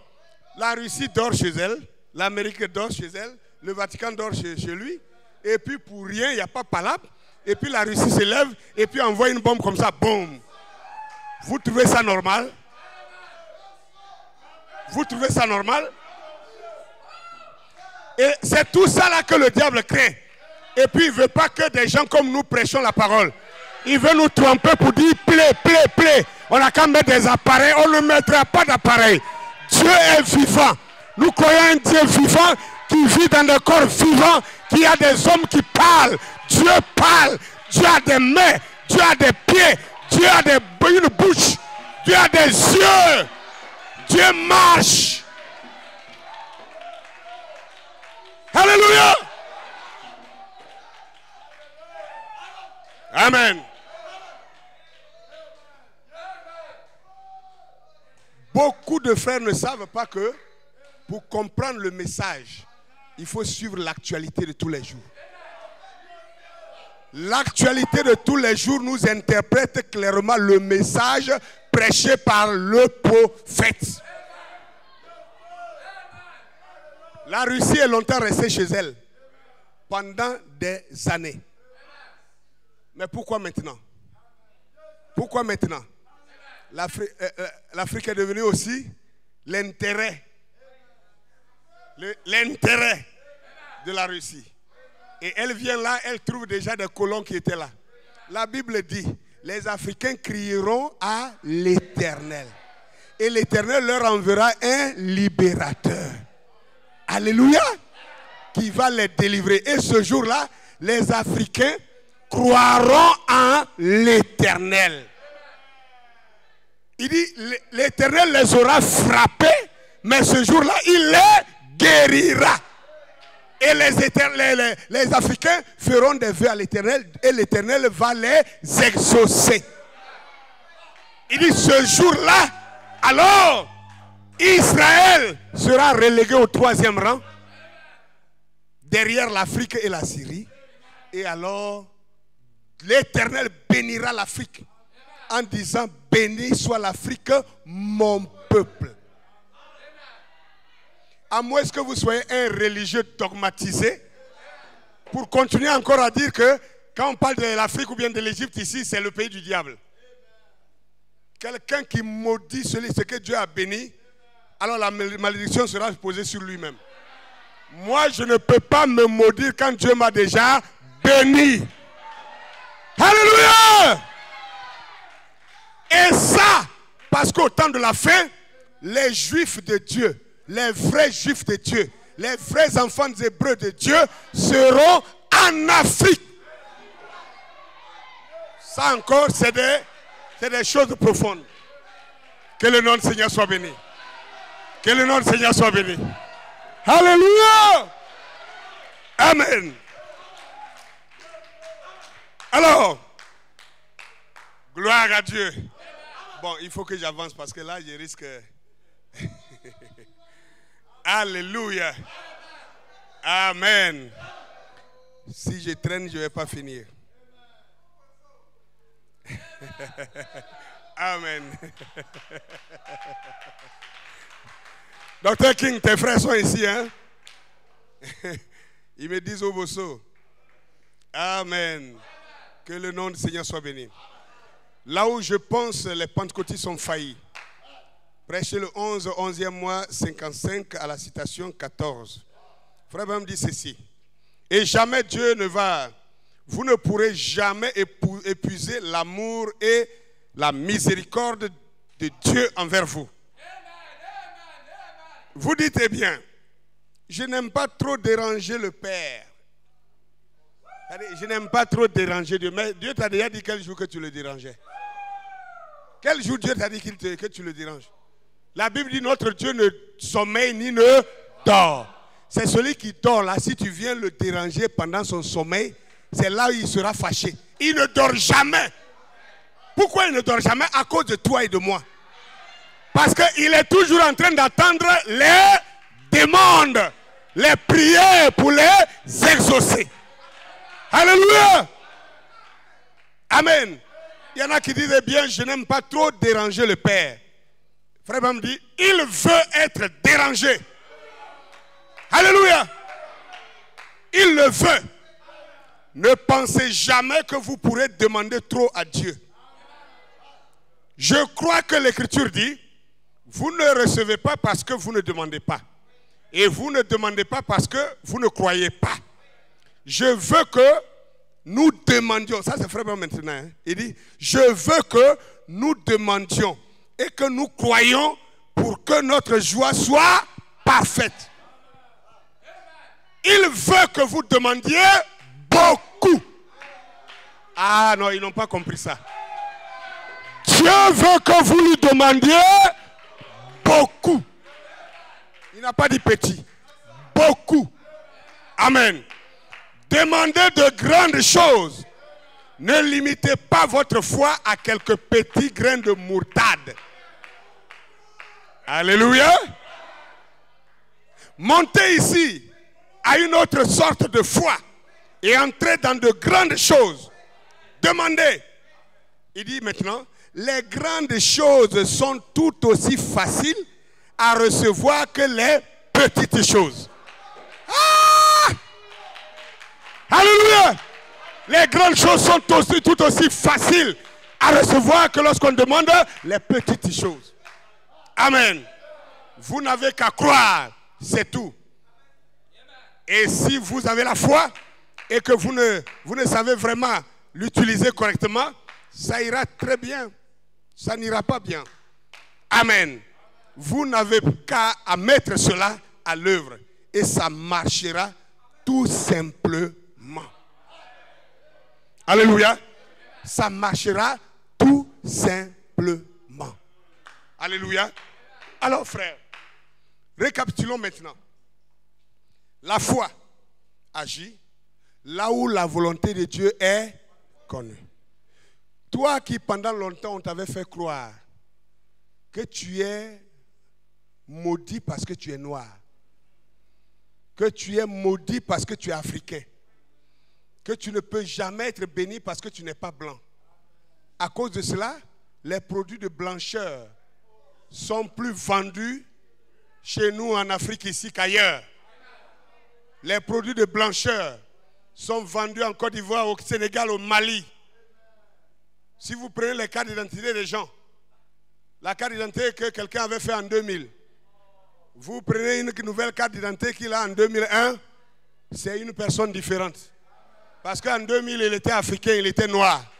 Et en 2001, maintenant, il est devenu chinois, il est jaune. Alléluia! Et cette malédiction, cette infection est rentrée même parmi les prédicateurs qui ne sont plus fiers de leur peau et qui sont obligés de se dépigmenter. Je suis désolé de le dire, mais on le voit tous les jours. Frères, sœurs, c'est une malédiction qu'on doit jeter à la fenêtre. Jetons cela à la poubelle. Dieu dit, au temps de la fin, quand le roi du Nord se lèvera, en ce moment-là, il appellera l'Afrique mon peuple. Attends, tu n'es pas africain? Tu n'es pas africain, non? Alléluia! L'Afrique, mon peuple. Israël devient simplement l'héritage de Dieu. Mais le peuple de Dieu, au temps de la fin, c'est bien l'Afrique. Vous voyez, nous nous trouvons dans une intercession de privilèges. Je dis bien de privilèges. C'est-à-dire, premièrement, nous avons reçu un prophète. Nous sommes l'épouse de Jésus-Christ. Deuxièmement, il se trouve que parmi l'épouse de Jésus-Christ, nous sommes des membres situés dans une zone que Dieu dit qu'il appellera cette zone-là son peuple. Donc, nous avons un double honneur. En ce temps précis, frères, sœurs, quand tu veux prier désormais, quand tu veux demander à Dieu désormais, regarde-toi au-dessus de tous les blancs. Je ne suis pas raciste, je suis en train de vous dire la vérité.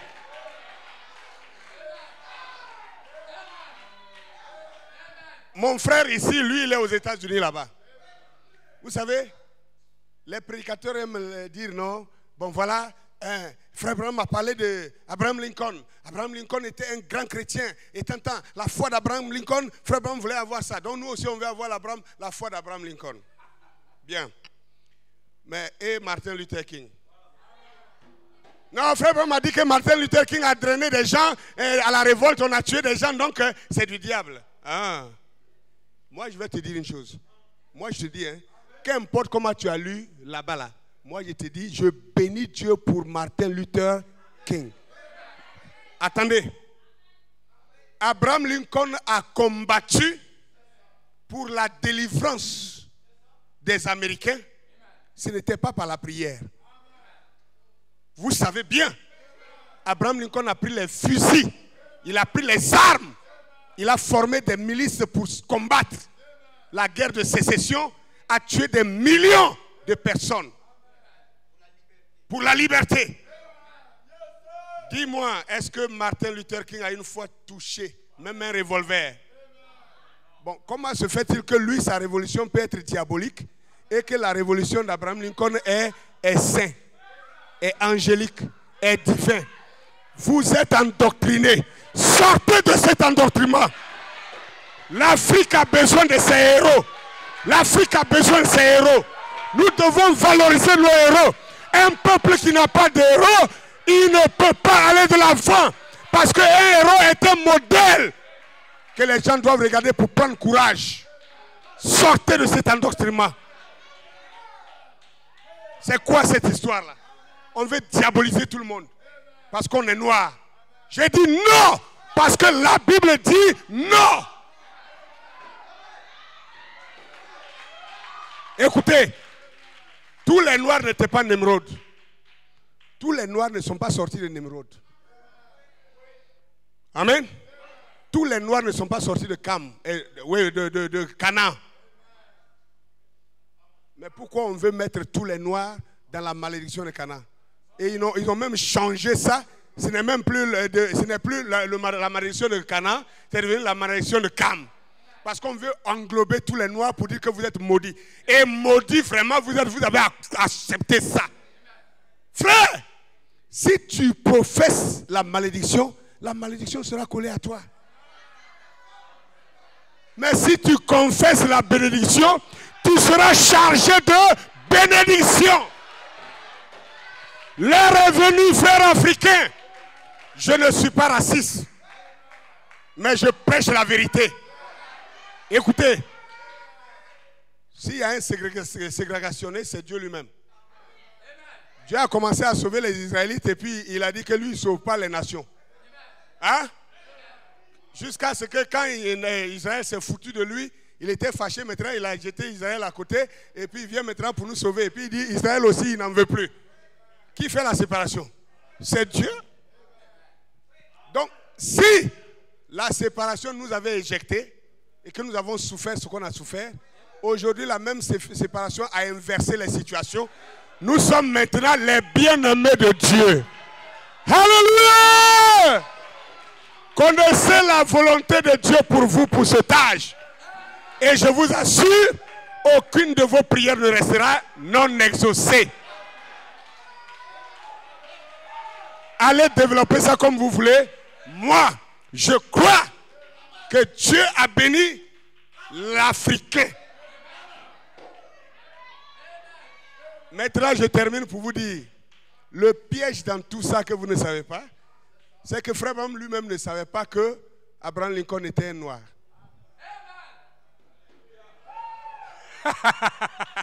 Lui-même, il ne savait pas. Vous êtes étonné? Vous êtes étonné? Ah non, mais il n'y a rien qu'un prophète ne sache pas. Oh, vous vous trompez. Le savoir humain là, on apprend.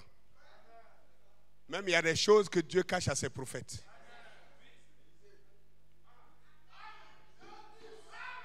Quelqu'un dit Amen?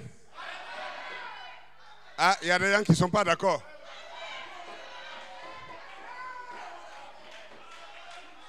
La femme, vous voyez, vous ne savez pas. C'est pourquoi vous avez peur de dire. La femme sunamite, celle pour qui le prophète avait prié, elle a eu un enfant. L'enfant avait 10 ans, l'enfant est mort. Elle a pris l'enfant pour fermer dans la chambre. Elle est partie sur le mont Carmel pour rencontrer Élisée. Pour dire à Élisée, je ne t'avais pas demandé un enfant. C'est toi-même qui m'as donné un enfant. Comment tu as fait que l'enfant a grandi, j'ai commencé à avoir de l'affection, de l'amour pour cet enfant. C'est maintenant que tu vas venir l'enlever.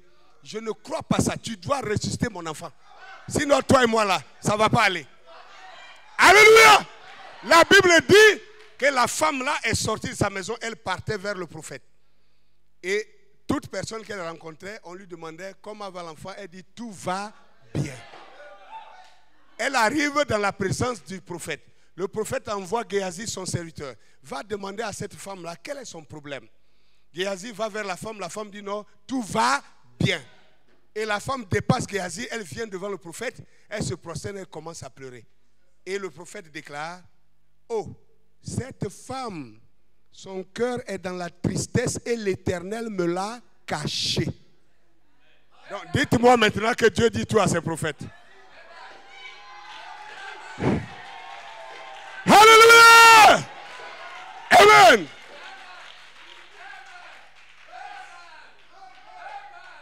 Il y a des choses que Dieu laisse à ses auxiliaires. Sinon l'auxiliaire n'aura pas d'efficacité. Moïse était puissant, mais Dieu a réservé, regardez, Moïse a fait les 10 plaies en Égypte. Moïse est sorti de l'Égypte, il a ouvert la mer Rouge.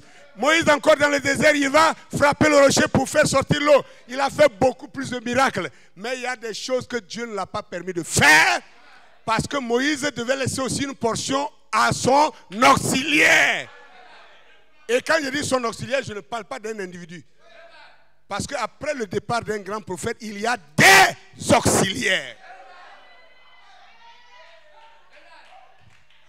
Josué s'élève.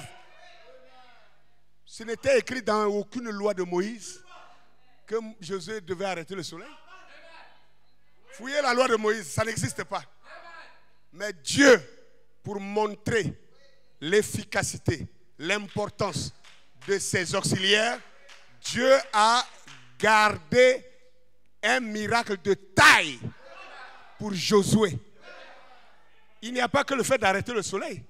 Josué aussi a ouvert le Jourdain. Comme Moïse. Alléluia. Moïse était déjà parti. C'est pourquoi je ne crois pas ceux qui pensent que non, Branham a tout dit. On n'a plus rien à dire. On doit jouer bande. Vous tuez Dieu. Mais mon Dieu ne meurt jamais. Alléluia. Mon Dieu est un Dieu vivant qui vit dans les idoles vivantes. Frère Branham me dit que Dieu ne veut pas que nous portons des images, mais il veut que nous soyons des images vivantes pour le Dieu vivant. Et l'apôtre Paul vient dire que nous sommes des lettres écrites, non pas avec de l'encre, mais avec de l'esprit. Amen. Et lues des hommes. Ça veut dire Dieu, le Dieu du prophète, doit entrer dans les croyants et les croyants doivent aller aussi en action. Ce n'est pas les machines qui doivent le faire. C'est des individus comme vous et moi. Si vous ne croyez pas, tant pis pour vous. Dieu a déjà des gens qui croient ça. Et je suis le premier. Alléluia! La foi agit là où la volonté de Dieu est connue. Si on ne vous fait pas connaître à vous, Africains, que vous n'êtes pas maudits, vous allez continuer de croire que vous êtes maudits parce qu'on a dramatisé malédiction de Cam. Dans quelle Bible vous pouvez trouver la malédiction de Cam? Dans quelle Bible? Dans quelle Bible c'est écrit la malédiction de Cam? Ça n'existe pas. Mais on nous a fait boire ça, on a cru ça. Même les gens les plus importants au monde ont répété malédiction de Cam. Cam est maudit, Cam est maudit. Où? Dans quelle Bible? Nous sommes ici pour éveiller votre conscience. Nous sommes ici pour vous redonner votre identité. Parce que votre identité vous attribue tout l'héritage qui est lié à cette identité. Un fils du roi, quand il est pris en captivité, qu'on l'envoie en esclavage, là-bas il sera comme un esclave. Mais dans sa pensée, il sait qu'il est un fils du roi.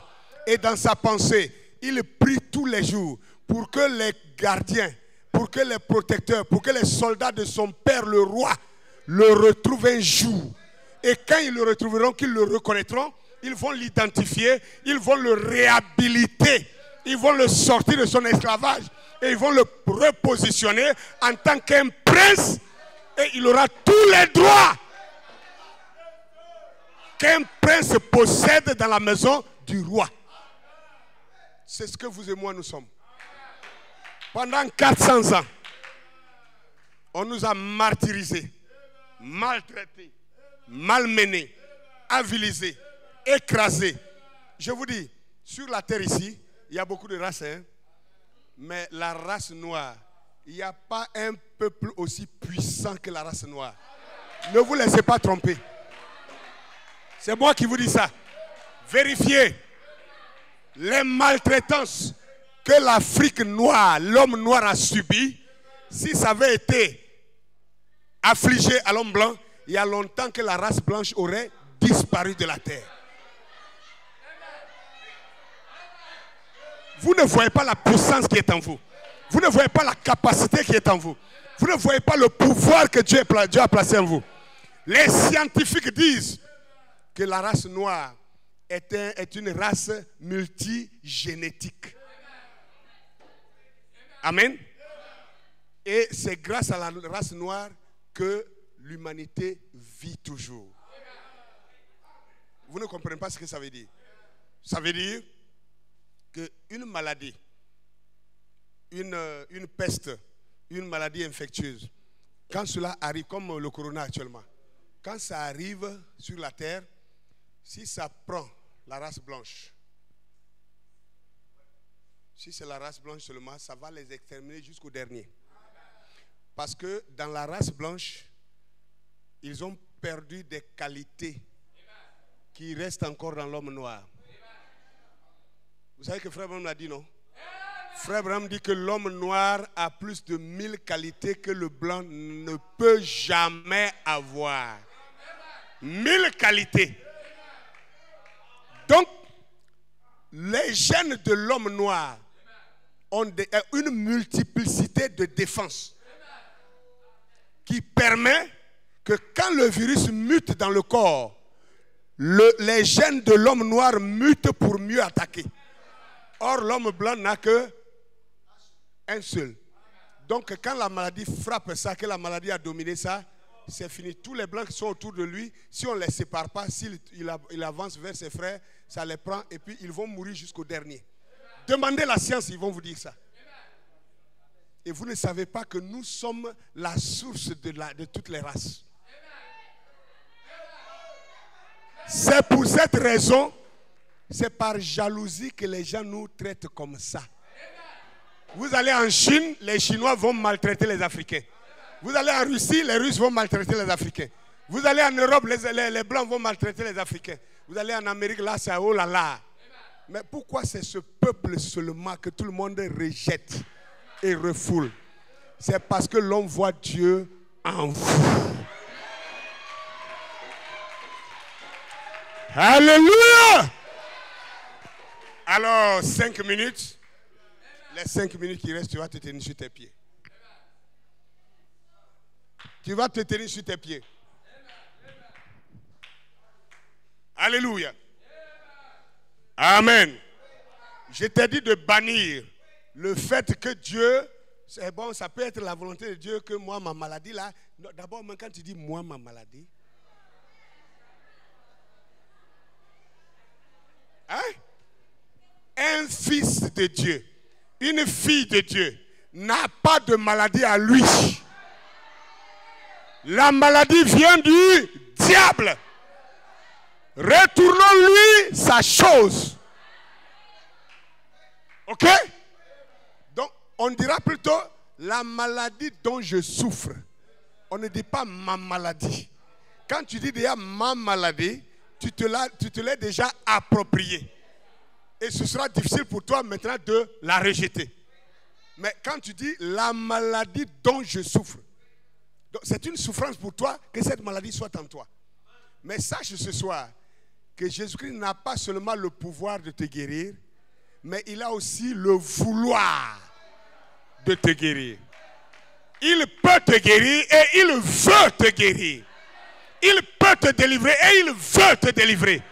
Il peut te bénir et il veut te bénir. Il peut t'élever et il veut t'élever. Il peut te rendre heureux et il veut te rendre heureux. Alléluia. Nous avons saisi cela. Tenons-nous debout. Levons nos mains vers le ciel. Nous allons implorer le Seigneur ensemble. Je crois que c'est le domaine de notre frère Atapis. Il a fait le travail ce matin ici, avec beaucoup de dynamisme. Gloire à Dieu. Alléluia. On doit reconnaître chacun dans son activité, chacun dans son domaine. Ça a été son domaine. Je vais simplement te rappeler que la prière qu'il a faite le matin, je vais simplement appuyer sur cette prière pour que tu ne relâches pas dans ta foi, que tu saches que cette prière qui a été faite ce matin ici, alors tu as déjà reçu l'exaucement. Crois seulement. Crois seulement. Toutes choses sont possibles à celui qui croit. Frère Branham dit Dieu est omnipotent.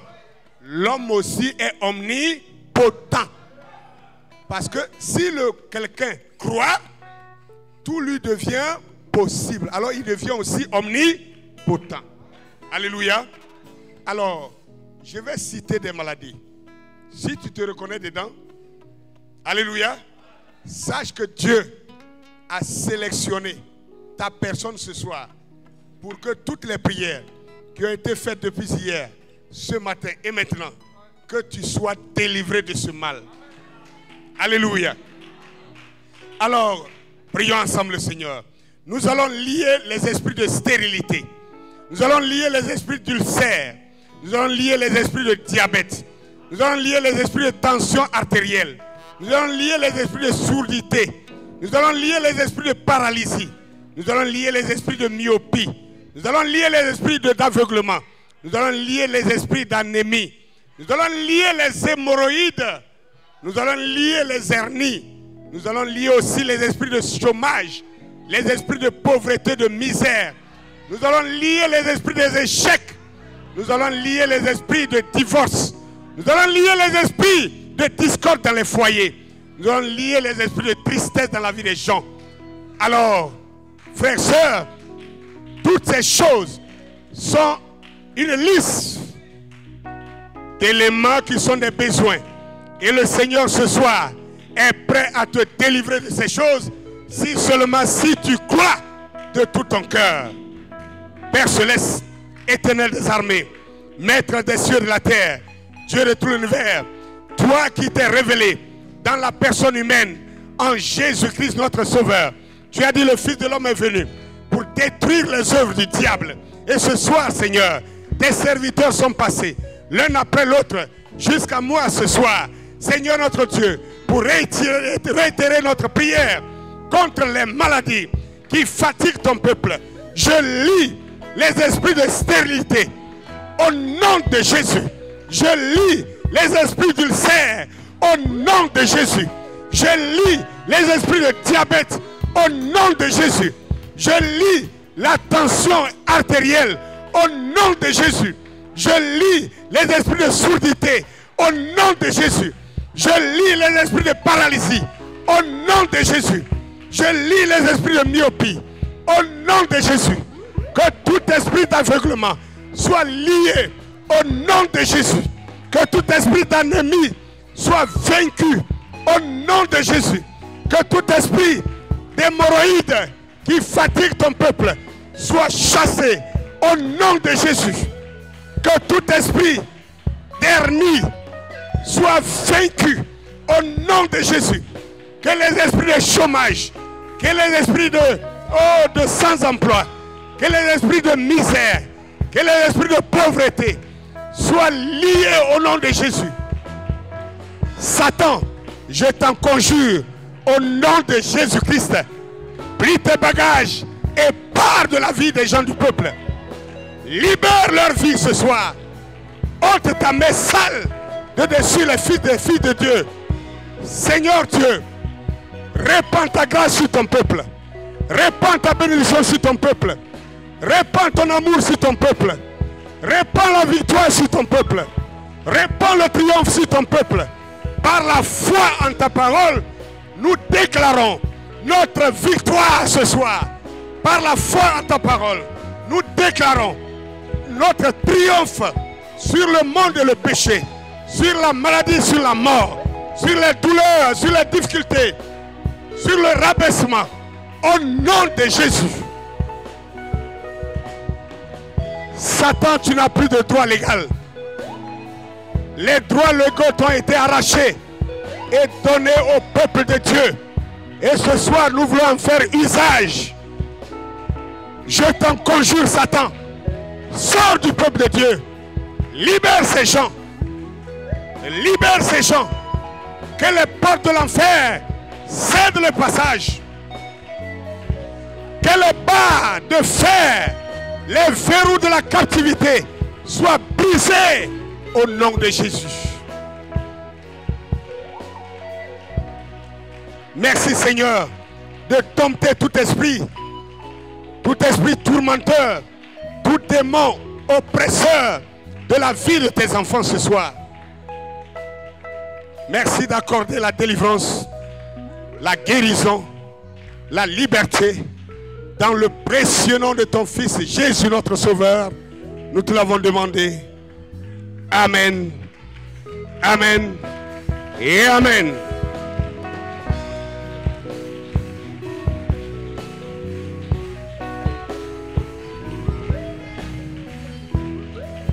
Alléluia.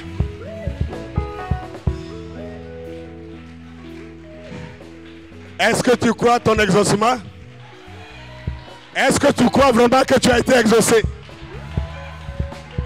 Est-ce que tu peux pousser des cris de joie vers Dieu?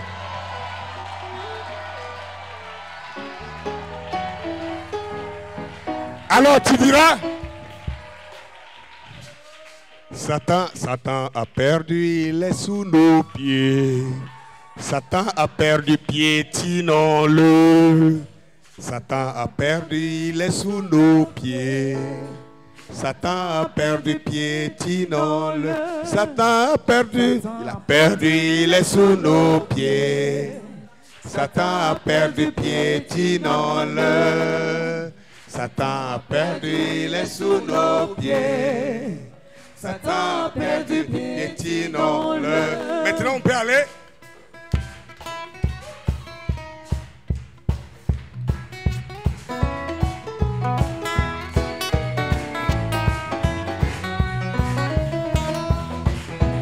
Perdu, il est sous nos pieds. Satan a perdu, piétinons-le. Satan a perdu, il est sous nos pieds. Satan a perdu, piétinons-le. Oh oui, oh oui, oh oui, oh oui, oh oui, oh oui, oh oui, oh oui, oh oui. Satan a perdu, il est sous nos pieds. Satan a perdu, piétinons-le. Satan a perdu, il est sous nos pieds. Satan a perdu, piétinons-le. Oh oui, oh oui, oh oui.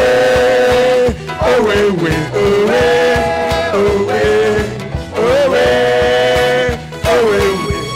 Zalakam tumboli, Satan zalakam kasite, Satan zalakam tumboli, Satan zalakam kasite. Oh oui, oh oui, oh oui, oh oui, oui, oh oui, oh oui, oh oui, oh oui, oui. Oh,